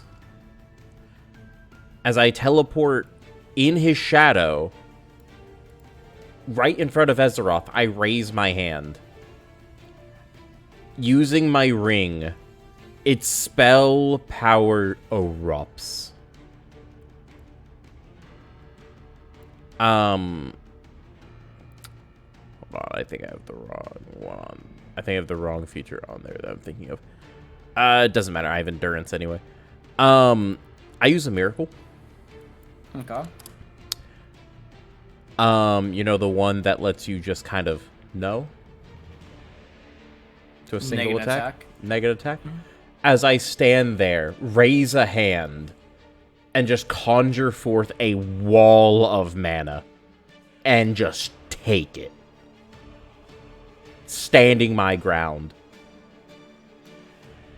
The attack slams into the wall. You can almost feel your power start to shake as you barely contain the attack.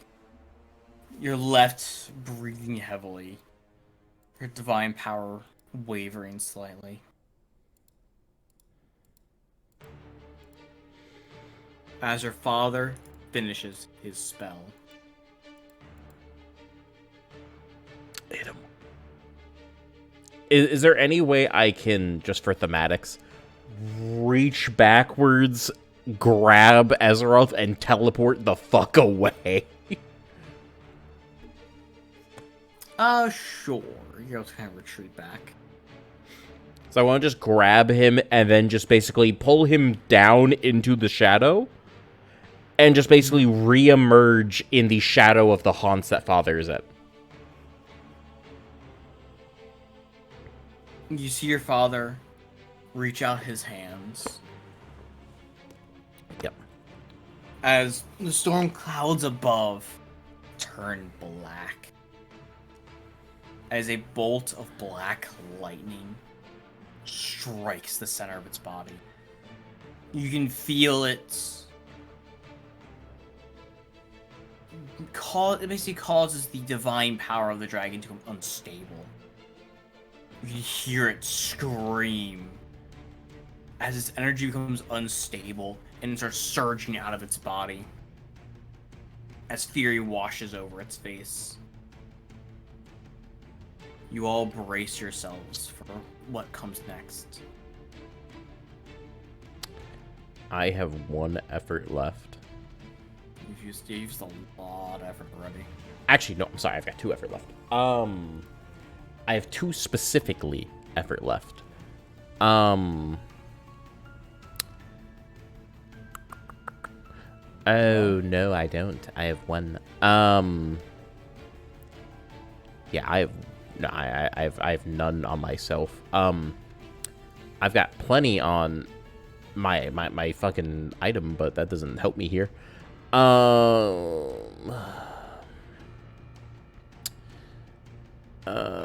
Yeah, that doesn't help me here at all. Wait a minute. What does it look like that he's about to shoot at us? What type of damage?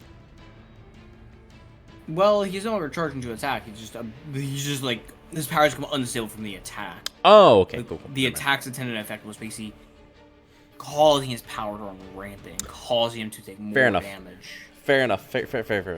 I didn't know if we had stopped the attack completely or not. Yeah, it did. Ezra's attack stopped the blast, fair. but he was going to get swiped instead. Fair enough, and I just kind of took it. So what I'm gonna do is I look like I'm visibly panting, like gasping for air. I am exhausted. Like I there isn't much I can do right now. I have like no effort. I am tired. Cantrip. I cast slow magic. That's about it. Like literally, it's about it. So, yeah. Is it his turn? Is the dragon's turn yet? Yeah. So the dragon goes to attack. As power grows unstable, it doesn't even try to charge up a breath attack, as it just charges forth. Basically just going to chomp down on your father. He catches the jaws, keeping open, as the dragon keeps rushing, trying to bite down your father, bringing him away from the party. As he just throws him out of his mouth, slamming to a building before pouncing on top of him, slamming the claws down to try to crush him. You see your father drop down to a knee as he holds one of the claws up above him. What do you do? What he's gonna do is take a little look-see here. What he's gonna do is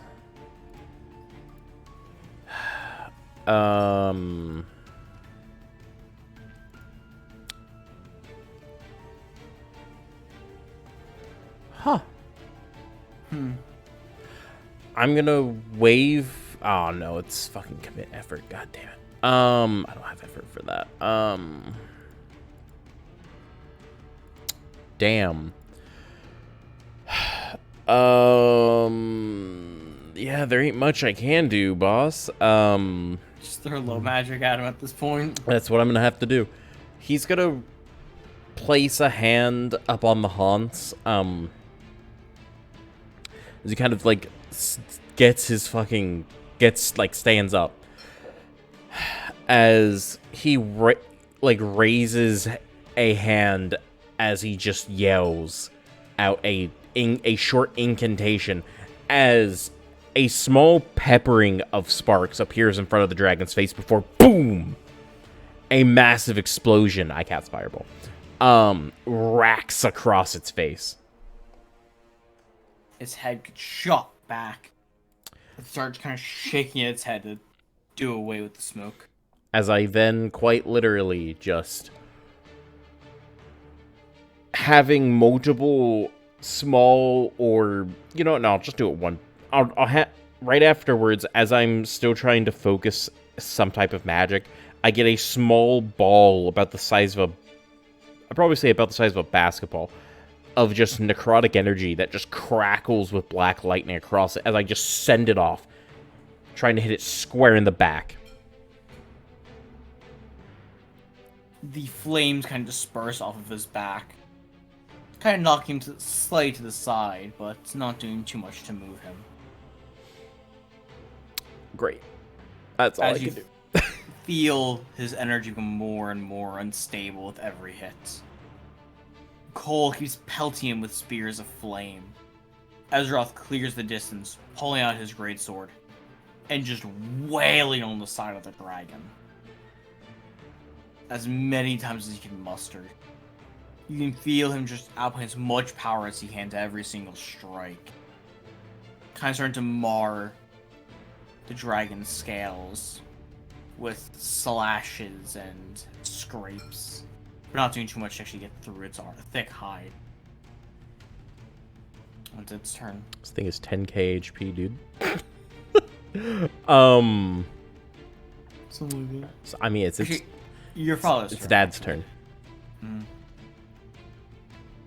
You feel your dad actually has taken a fair bit of damage from those strikes. Thank you, I think those fucking strike damage over here. So, you see that kind of as he commands the blade of disaster to slash at the claw that he's holding out. Blood splatters. He's not able to quite cut the limb off. We see a deep gash in its claw as it stumbles backwards. Your father drawing in power once again as he fires a laser of necrotic energy at the beast. Necrotic lightning sprawls across its body.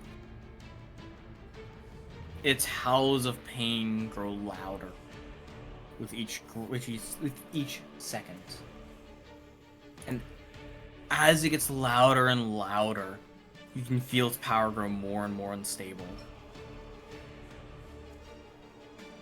And once the beam ends, you can feel its power explode. Large gashes appear in its body, just outputting divine energy as its body begins to almost fall. It rushes your father, its claws wreathed in energy. As it slams your father into the ground, you can hear his bones start to break.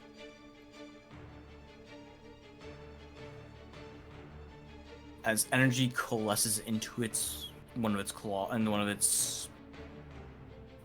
paws, basically, in one of its hands, as it slams it down, all the tendons just rupture and break. The claws shatter as your father is shot over to you. You can see his bones are covered in cracks as he rolls on the floor, landing just in front of you. I'm gonna look down at him as I immediately drop down. Because it's my turn now, right? Mm-hmm. Merciful Gaze. It doesn't require any effort from me. And It's all effort on me. your father uses his effort. You can feel his body accept the radiant energy. As you see that some of the cracks start to kind of heal, but his body is still in very bad condition. I'm sure. I'm sure. Was that an action to do that? It is, actually. However, as I'm doing that, I raise my hand and just pew, pew, pew, pew, pew, pew, pew, pew, pew, just setting off a torrent of small peppering blasts. Just like if fucking magic missile could be a cantrip, basically just a shitload of those. Just pew, pew, pew, pew, pew, pew, pew, pew, pew, pew, pew, pew, pew, pew, just all against the dragon. Cole will join you and just fire as many projectiles to try to keep the beast at bay. Azeroth is going to heft his blade, standing before the giant dragon, staring it down. He slashes at it, carving a scar across, or carving a large gash across his face, as its scales have weakened slightly from the magic. As you see it breathe in deeply. I'm not going for as powerful an attack as before, so it won't take as long. But you see it as he wields once again the breath of death. This time, Cole simply does not have as much energy as he had last time. Azeroth takes the flame breath full force. You see him raise his hands as he gets blasted by it, getting sent back a few feet, but otherwise seeming not to be instantly killed by it. Oh, that's good. The breath hits Cole. You see him wrap his cloak around his body, the cloak warding off the flames. The flames reach you and your father. What do you do? I don't really have anything I can do. A shame. You know what? Actually, I do kind of have one thing I can do. Fear no steel. Fear no steel. You take lightly less damage. Fear no steel. I'm sorry. Yeah, as best I can do. I commit one of my 2 efforts I have available for that. For my ring, as I protect myself a little bit. You survive. You're quite damaged. Like, this hurts like a bitch. You feel your entire body begin to burn. Keep in mind, I also can't be killed. And this is a divine gift. Breath of Death is a divine gift. It's that one. Okay, no, never mind. I'm sorry. Damn. You're not. Don't worry. It's not enough to actually kill you. But you hurt. You're low on HP. Don't forget, Azeroth does have Vital Furnace. Yes. We'll get to that afterwards. But the one in front of you, your father, takes the strike. By the time the flames end, you see him. He has fallen. Question. Can I do something specific? Can I drop down and basically human shield him? You're able to block at least a decent bit of the flames. He's not dead, but he still took quite a bit of the heat and force from the flames. And he is not doing very well. You can see parts of the, farther parts of his body, things like his arms and his legs. You see they're almost slightly they start to melt. As his eyes are closed, you can feel his life force is faint. As without some kind of intervention, he is not long for this world. The dragon stands above you and your party.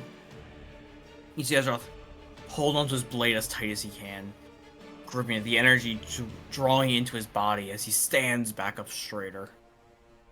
Vital Furnace allowing him to resist the blow. You see Cole is just exhausted. His effort is quite low. How damaged does this fucking dragon look, dude? You know, this dragon's gotta look damn near dead at this point. He's bloodied. Oh, fair enough. He's hurting. Yeah. But you can see basically the power that he holds is keeping him alive and together. As he's becoming less of a physical being and more of a manifestation of energy. As his energy grows, the power to basically his ability to devour, just drawing in all the energy from around him. So, was that all last during the dragon's attack? Like all that shit that just happened? And then Azeroth took their turn. Cole is just panting. I guess for my turn, what I'm gonna do is I'm gonna stand up, Vital Furnace, and then he's gonna look back at his father and go, "I'm sorry." As he reaches into his bag, pulls out the fucking rod, takes a deep breath in, and slams it over his knee. As you do this, the dragon's eyes, you can see the fear in its eyes. As it rushes you, mouth agape. The moment you break it. Make sure you let me get the proper the other thing I was gonna have up here. I got this song to the list. It feels as if time itself stood still. The dragon's still moving, but anything else. I wrote about the storm clouds earlier. As your father kind of is burnt and the breath ends before you're able to use before you're able to snap it, it starts to softly rain. And as you break the rod, the rain stops immediately. It seems like the world itself has stood still. As the dragon moves closer, you can feel something shatter. As suddenly, the cloaked man is standing next to you, your uncle. He raises a hand, clenching clenches his fist, as a spell unravels. Getting his sheet up real quick. I love how you have his sheet and everything. Great, yeah, because he has his own unique spells. As you can feel the energy in the space change. As if there was a pair of eyes that are no longer on you. He looks to the dragon, snaps his fingers. Ethereal chains drag the dragon to the ground, disallowing it from moving. He looks to you, he looks to your father, as your father is getting closer and closer to death with each passing second. He puts a hand on your shoulder with a sorrowful look, for you see utter rage in his face as he turns to the dragon. You dare harm my nephew. You dare harm my friend. I may only be here for a moment, but in this moment, I will make your life hell.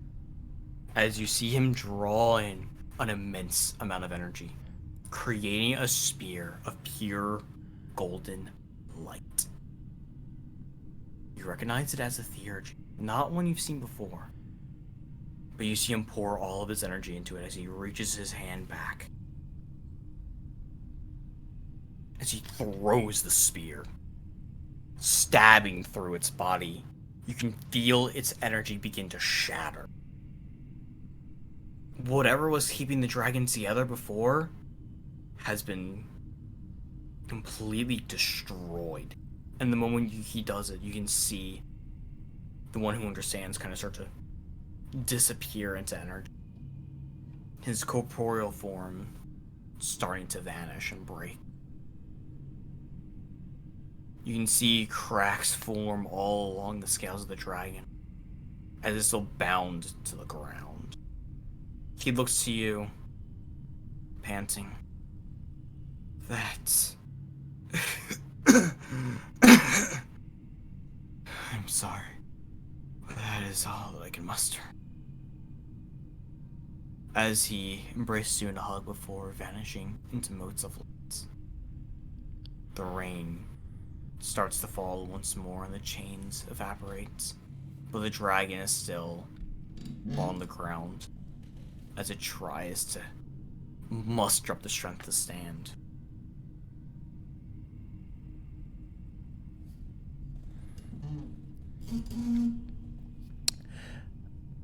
I'm going to look back at my father and You can feel his last threads of life starting to break. he's going to drop down to a knee. No, drop down to both knees as he just kind of like grabs onto him, trying his best to just give him the gaze again, but he doesn't have time to do it because his turn's over. And besides that, you can feel that he is Out of effort.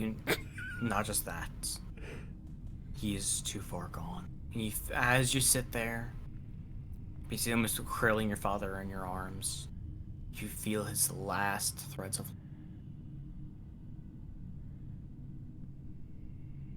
You can feel his divine energy slowly start to seep out of his body, and hear the cackling of the dragon behind you. Your father, your uncle, all fell before me. Now I shall absorb your father, and none in this world will be able to stop me. You feel the rage well up inside it.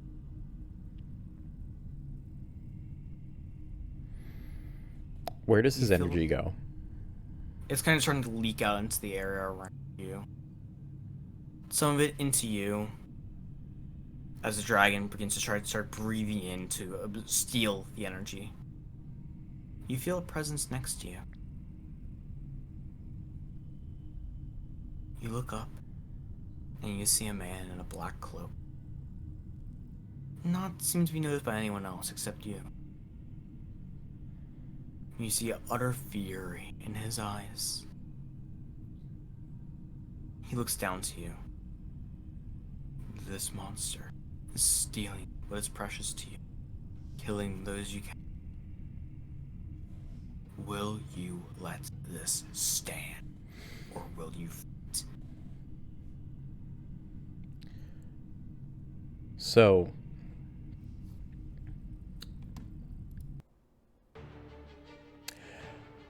as he proceeds to almost feel a snap through the air, a massive eruption, 30 feet in all directions, of just pure black darkness, whoosh, through the air. As the ground itself shatters. Once, and then another, twice as big, and twice as deep. And then a third, in the exact same way. Boosh. Almost as if the ground itself not only shatters and crunches down slightly, but is literally peeled away. Much like as if vaporized in a wave of magic. As beams of light pierce through the darkness. Before a massive whoosh is felt through the space.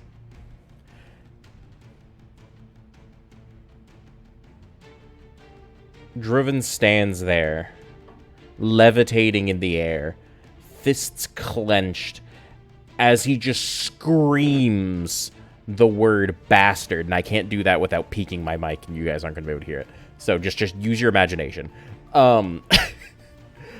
As he just screams out the word, as his mask shatters. His eyes bleeding slightly.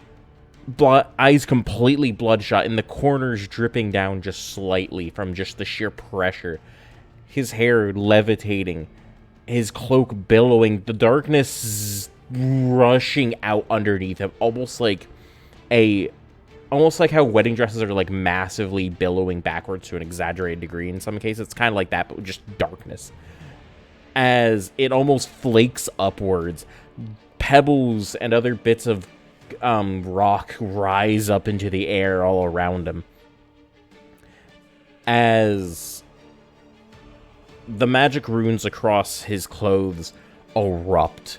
The runes across his bones are from the glove and all this and the other just snake and snicker everywhere, almost bending to his fury.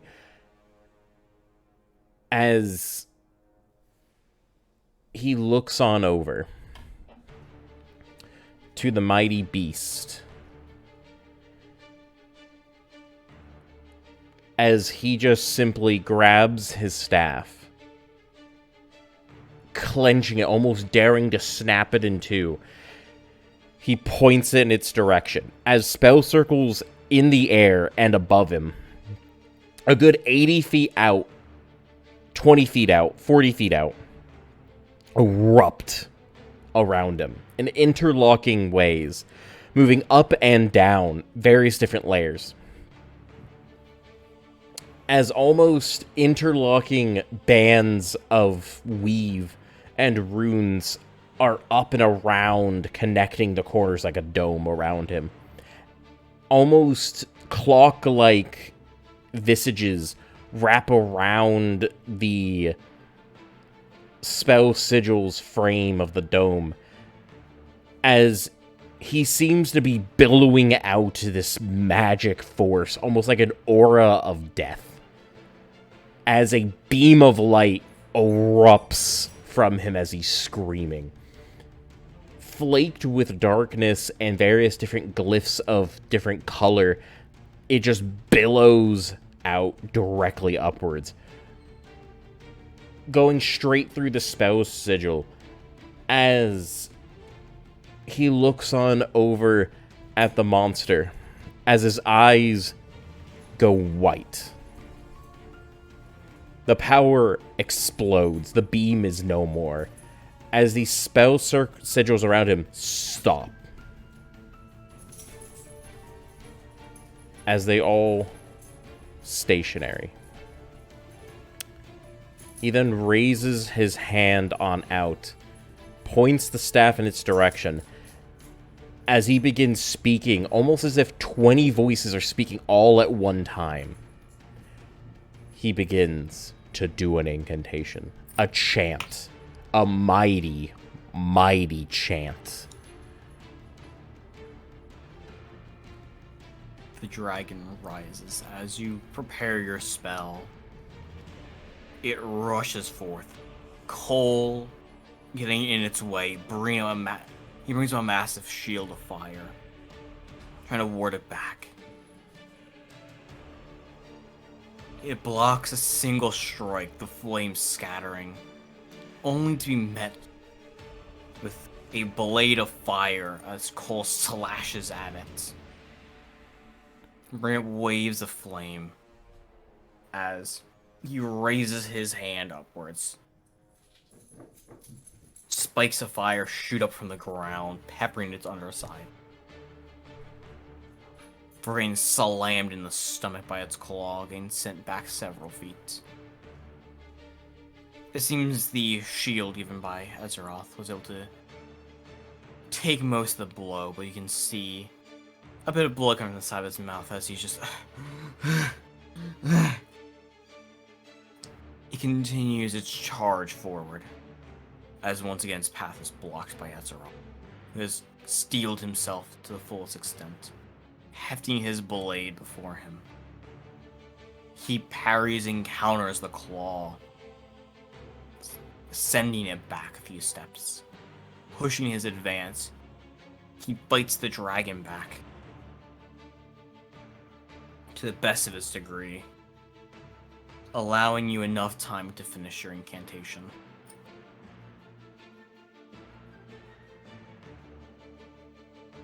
Alright, finish your spell. Is it gonna take just this round? Well, I mean, considering so much running out of the one. Essentially, it's gonna be the base of the, because Cole is out of commission. The next 2 rounds are gonna be spent with just Azeroth battling with the beast, okay. So strikes, it's just the progression. Okay. Yeah. So he begins to summon forth in front of him, right in front of his staff, a massive, about, when I say massive, it's basically the size of like a basketball here for this case. Just what looks to be a small sun.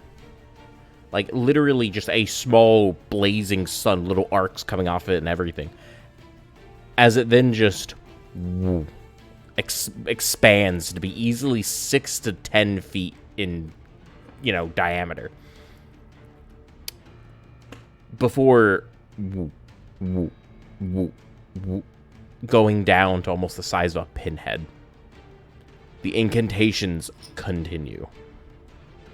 As wafts of dark magic, black little bits of lightning and whatnot, snaking off of the staff, almost as if going into where the spell was and then just getting sucked in, almost like a black hole, during this entire incantation after it shrinks down. Just like sending out lightning before it just gets sucked into a single pinprick. That's what I'm doing. Alright. The battle rage on the dragon becoming more and more desperate, seeing your incantation coming to its end. As Azeroth just continues fighting with all of his might, you see Azeroth struck in the chest, falling back a few steps, blood gushing from his stomach. As he grips it, fury in his eyes, as he just freezes his stomach shut and keeps fighting.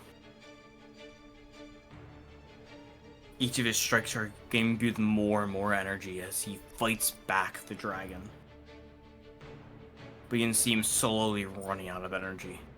His body getting more and more exhausted. Your turn.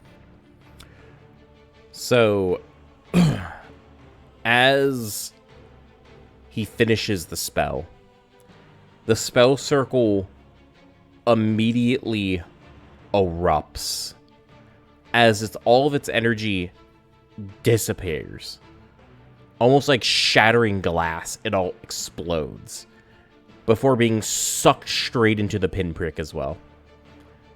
Before a massive sonic burst is heard. Nothing is set off immediately. However, multiple spell circles appear down the line, almost like a tunnel straight to the dragon. As the beam erupts, it blasts forth like a massive beam that he's cast many, many times before, probably, but not quite to this extent. This is clearly a thrown just beam of death. But then it hits the first spell circle. And then explodes. Easily 10 times more powerful. Hits the next. It does it again. Making it larger and larger and larger. More powerful, more dense. Like magnifiers stacking on top of each other. Before it hits the last one. As it condenses it back down. And then just concentrates this massive wild beam. Like a funnel. As the last ring has multiple smaller ones. One right after the other. Until it reaches the size of one that's easily only 10 feet in diameter. Before slamming into it, the beam twists. And then just, with one final multiplication, erupts. However, something seems a little weird. It doesn't erupt in front of the dragon. Because the last beam was only maybe 15 feet away from the dragon's face. It probably was expecting the beam directly just hit it and just blow away a good half of the countryside. And if it could sustain itself afterwards, if it could survive it, could probably end us. However, he raises 2 fingers. As a massive spell circle opens up above him. As the entire beam seems to disappear into the final spell circle. The dragon falls into a massive portal made of darkness. Whoosh. Falls straight into it. And then another one appears directly overhead. As he then falls, right as the circle closes right above him. Then the spell circle underneath him, as he's falling right overhead, ignites. Boosh! A massive mountain-sized beam of fucking death erupts, sending a beam high into the sky, well out of view. Well out of view. That is what I do. The blast hits the dragon, blowing it apart. You see one of its arms go flying off. Its wings get torn to shreds. Its physical body getting mostly destroyed. As it lands on the ground, the barest visages of its body being left. It looks at you with pure fury in its eyes. If I'm to die here, I'm taking you with me. Is he saying this in the fucking blast? Honestly, this is after the blast ends. Is he still fucking... Hold on a second. So, basically, he gets hit with this blast and then falls to the floor? He's mostly disintegrated. It's like, like... Because he's directly overhead me. Like, he's on above me. It's just why I was asking. Yeah. At this point, he's essentially just, he's not much body left. It comes careening down to the ground next to you. So what, like a skull slams down next to... Skull, bit of neck, maybe like the area of the shoulder kind of area, but very little left. Sure. As he uses whatever power he has left. Basically, his soul and spirit charge into your body. As basically he forcefully injects all of his remaining power into your body. You feel your body burning. Fitting music for this. I figured you weren't changing it. Either way, still, this other music works for this scene. You feel your body erupt into pain. Make me a hardiness save. I will try. Let's see here. Hardiness save. I only have to roll 4. Nat 20. You stay on your Unironically. You're able to kind of contain the power to some degree. You're kind of still very unstable. You're kind of trying to keep yourself steady on your feet as the power overflows from your body. Make me a spirit save. I don't think I'm gonna be able to do a nat 20 again, but we'll try. Nat 20, dead ass. Holy shit! Let's go D&D. Let's go. That ain't the most D&D shit I've ever seen. You hold your head. His spirit tries to take control of your body, but you reject it. As you try to make the power yours, you feel chains start to wrap around your soul and your body. As you can feel restrictions being placed onto you. As you feel a set of words start to form in your mind. Starting as the one that consumes. As it enters the very foundation of your soul, you feel it start to shift and change. Do you try to fight back against the restrictions being placed upon you? Yes. Roll me a spirit save. Oh my god. Okay. Well, I can only have so much luck. 4 when I only have a 5. Well, that's. Whew. The rain picks up and gets heavier and heavier as you fall down to one knee. The chains grow stronger around you. You can feel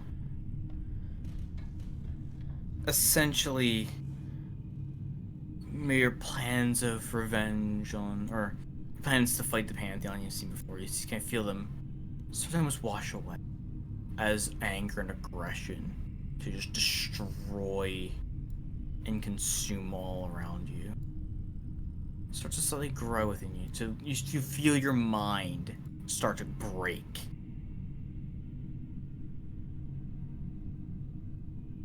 You feel your mind start to break and shatter. As in a single moment, the rain begins to become heavier and heavier, and the world around you seems to fall apart. Suddenly, you feel the chains start to lessen, and a man stands before you in the rain.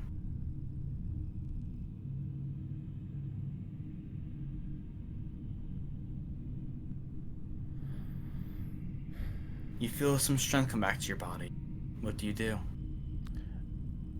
I'm gonna take a look at him and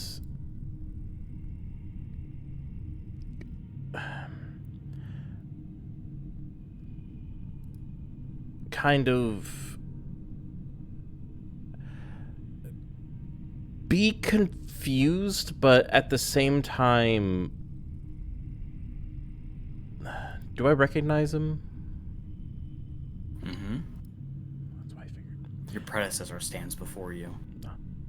Okay. He's gonna stand upright, looking at him as he goes, "Why am I meeting you here?" He looks down upon you. All that I have sacrificed for you. All so that you may, hopefully, one day, achieve vengeance for me. And all of it is being ripped away from you like this. He walks up to you. Kind of grabs you right by the collar, looks you dead in the eyes. Will you simply actually become a slave of the will of the world like this? To become restrained to the duty it forces upon you? As he throws you back a few steps. He's going to look at him and go, "I am so tired from all of this.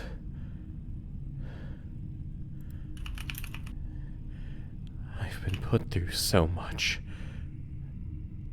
I've fought so hard.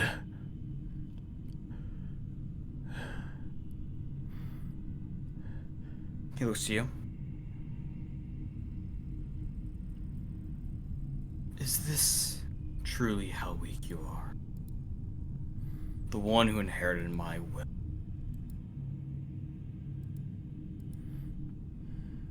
To be simply restrained by the world. He looks at you. He's gonna stand up as he starts marching on up to him. He goes, "Don't you fucking call me weak," as he immediately throws a punch to the face. Your punch strikes true as he takes a few steps back, kind of rubbing his face a little bit. Looks to you. If that's how you want to do it. As you begin an all-out brawl, the rain Fist fights, let's go. The best part is that, yeah, magic wouldn't work here either. No. So you're just gonna be fist fighting. As you fight each other, to the best of your ability, throwing each other to the ground, and just overall, just beating the ever-loving hell out of each other. Finally, you both kind of stand, blood leaking from your broken nose. Guess you have some fight left in you after all. Now, get on your feet and fight back. As you see him kind of puts a hand on your chest, and you feel knowledge enter your head. Ooh. Now it's time for you to truly inherit my will and my power. Awaken your true abilities. And become the king of this world.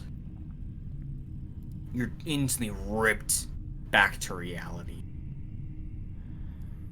The staff next to you falls into a pile of ash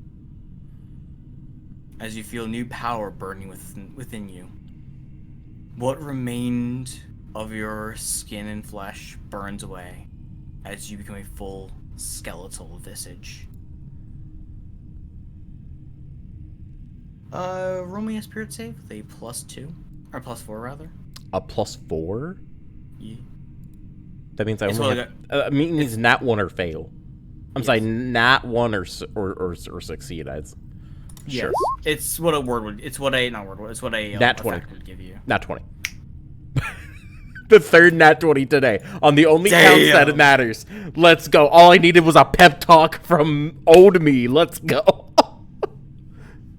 So you feel the rage kind of build up as you stand, shattering the chains from your body. And instead of a title being formed within you, instead a name. Zaros Tempest. As you feel your power surge forth, you reject the title, you reject the restrictions of the world, and you fight beyond. Let's go. Let's go.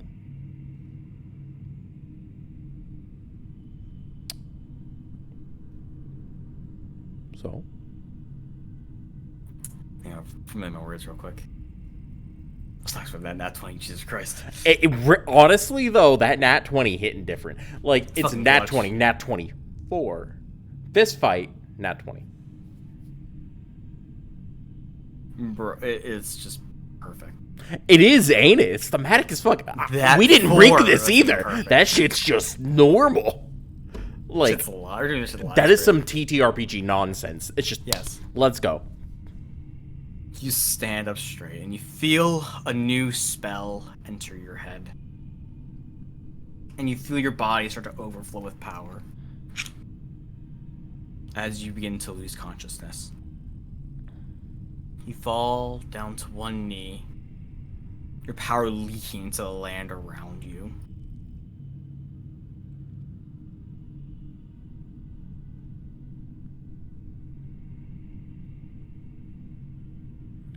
You see Ezroth make his way over to you. Same with Cole, both of them tired.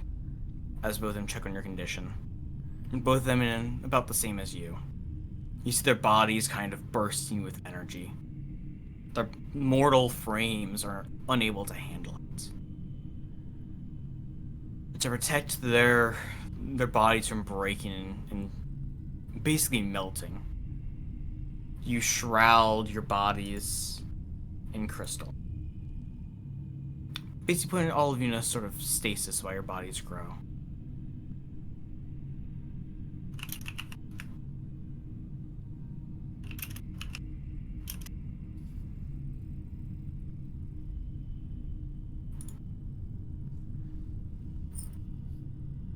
The crystals form around your bodies, creating a large crystalline pillar into the sky.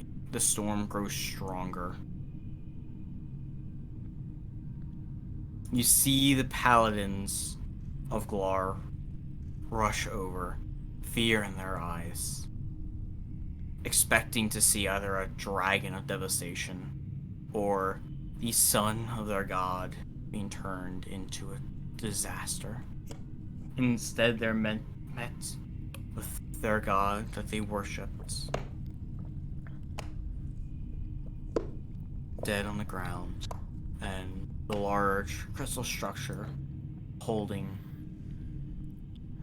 the heroic son of their god, and the dragon's corpse fading into dust beside them. Actually, I don't think they would know necessarily what happened to me per se, except for Robin. Maybe I'm sorry, not Robin. Except for now, maybe, because I'm a skeleton now, like entirely, like face and all. Your robes are still there. Yeah, so. but it's like, am I dead or what? You know? Yeah, they see it in the crystal. They're just kind of like, fuck. Well, to be fair, hey, sorry, that your dad is also a skeleton. Yeah, but still, you know, none of them have seen your. I wasn't know what before. you look like. No, none of them know what you look like. You've always had a skeletal hand, and your face is always covered, and your head's kind of usually covered as well, because of a hood. So they don't really know what you look like. So they're just kind of gonna be confused. Fair enough, I suppose. Fair enough. Mm-hmm. You see them kind of falling to their knees and praying as the power from your father dissipates into the area and infuses into the crystal. You feel your power grow exponentially as you feel yourself ascend from the fairly strong divine being you are now into something closer to your father's power level. Closer? Wouldn't I be stronger than Dad? I have some power still lost, and you're around the same kind of. Well, I'm saying in terms of level, you're around the same level as your dad now. Fair enough, I suppose. Because he was at near the top. Mm. But You feel that spell you gained earlier from your predecessor, from Zalos. You feel it ingrain itself onto your very soul. As you feel all the souls of those that followed your father. You feel all of them, even those who are dead, be them in undeath, in life, or souls that have gone to the afterlife. You feel them all praying for your father, their undying loyalty still persisting. And you feel the ability to call them forth, to wage the war to end the great pantheon or anyone else that stands in your way. So I can just summon warriors, my entire army, just boop, right there. You gain the invocation of the throne. Spirits, heed my call. All the spirits of the dead that wish to fight for you will appear as skeletons at your beck and call. Oh, that's so good. Oh my god, you were right. That is so fucking good. Yes. My god. The spell you saw your uncle use, the Golden Spear of Light, appears as well. The spear's name is Gungnir. A true weapon to be wielded by a god. Nice. Let's go. Nice. The binding spell that you have known about from the chains that bound the dragon, along with the spell you saw your uncle use, coalesce into one. Another throne spell. Grab the name of that one as well. It is a moment stall. All this knowledge floods into your head. You feel your powers of the urge grow, and you feel the inkling of a spell beyond throne. You can't quite complete it yet. It's not that you don't have the understanding, you simply don't have the strength necessary. It's one that can change the fabric of the world. It still lacks two pieces towards it. Something to stabilize the spell, and essentially the knowledge and foresight to be able to direct the spell properly. You are kept in the crystal for an unknown period of time. You have a base level of perception outside the crystal, but not enough to know how much time has passed or what exactly has happened.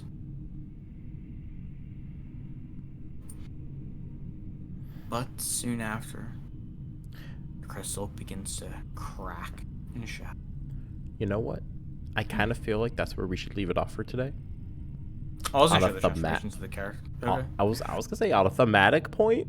All right, that's fair enough. I kind of want to leave it off for there, and because I also want to add everything onto the character sheet, and just say, so I know what all can be done, and we can just kind of play with it from there. Okay, Ooh. that's fair enough.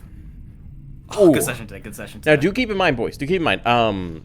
For anybody who is watching this, like either on the VOD or anything like that, the next 2 episodes are going to be longer. Longer than normal, like a lot. Probably double episode length. So probably 6 to 8 hours long, boys. It's going to be a lot of combat. It's going to be a whole lot of bullshit. A lot of adventuring. It's going to be good. It means if we have to skip a week, it's fine. We're going to be doing this. I probably need the next week to good. write and rest. Exactly. But boys, thank you guys so much for hanging out with us. This has been so much fucking fun today. Oh my god. What the fuck? And these next couple of sessions are going to be just bullshit. Yes. Because we want to have some really good thematic finales for you boys for this campaign, especially since we're kind of going a little bit off the rails with this finale. We're gonna have a little bit. Yeah, a little bit. But we got some good tricks up in store for you. We have some ideas floating around for what we want to do. And I'm excited to find out what he's planning, and I've given a lot of good ideas, which I'm pretty sure will be enacted. So it's let's go. It's gonna be good. Thank you guys so much for hanging out with us.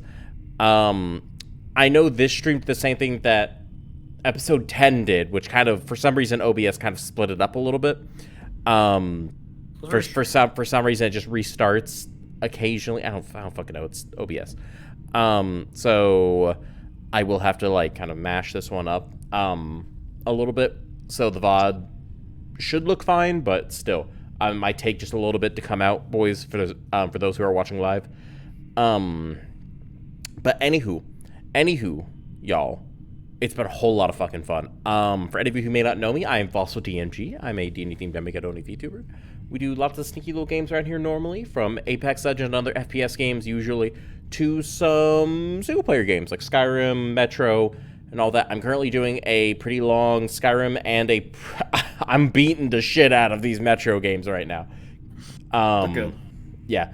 You can find me over at, if you're watching over on YouTube, you guys can find me live Monday through Saturday, 10 p.m. EST or sooner, depending on the day. It really depends on if I feel like it or not. Over at twitch.tv/Fausto_DMG.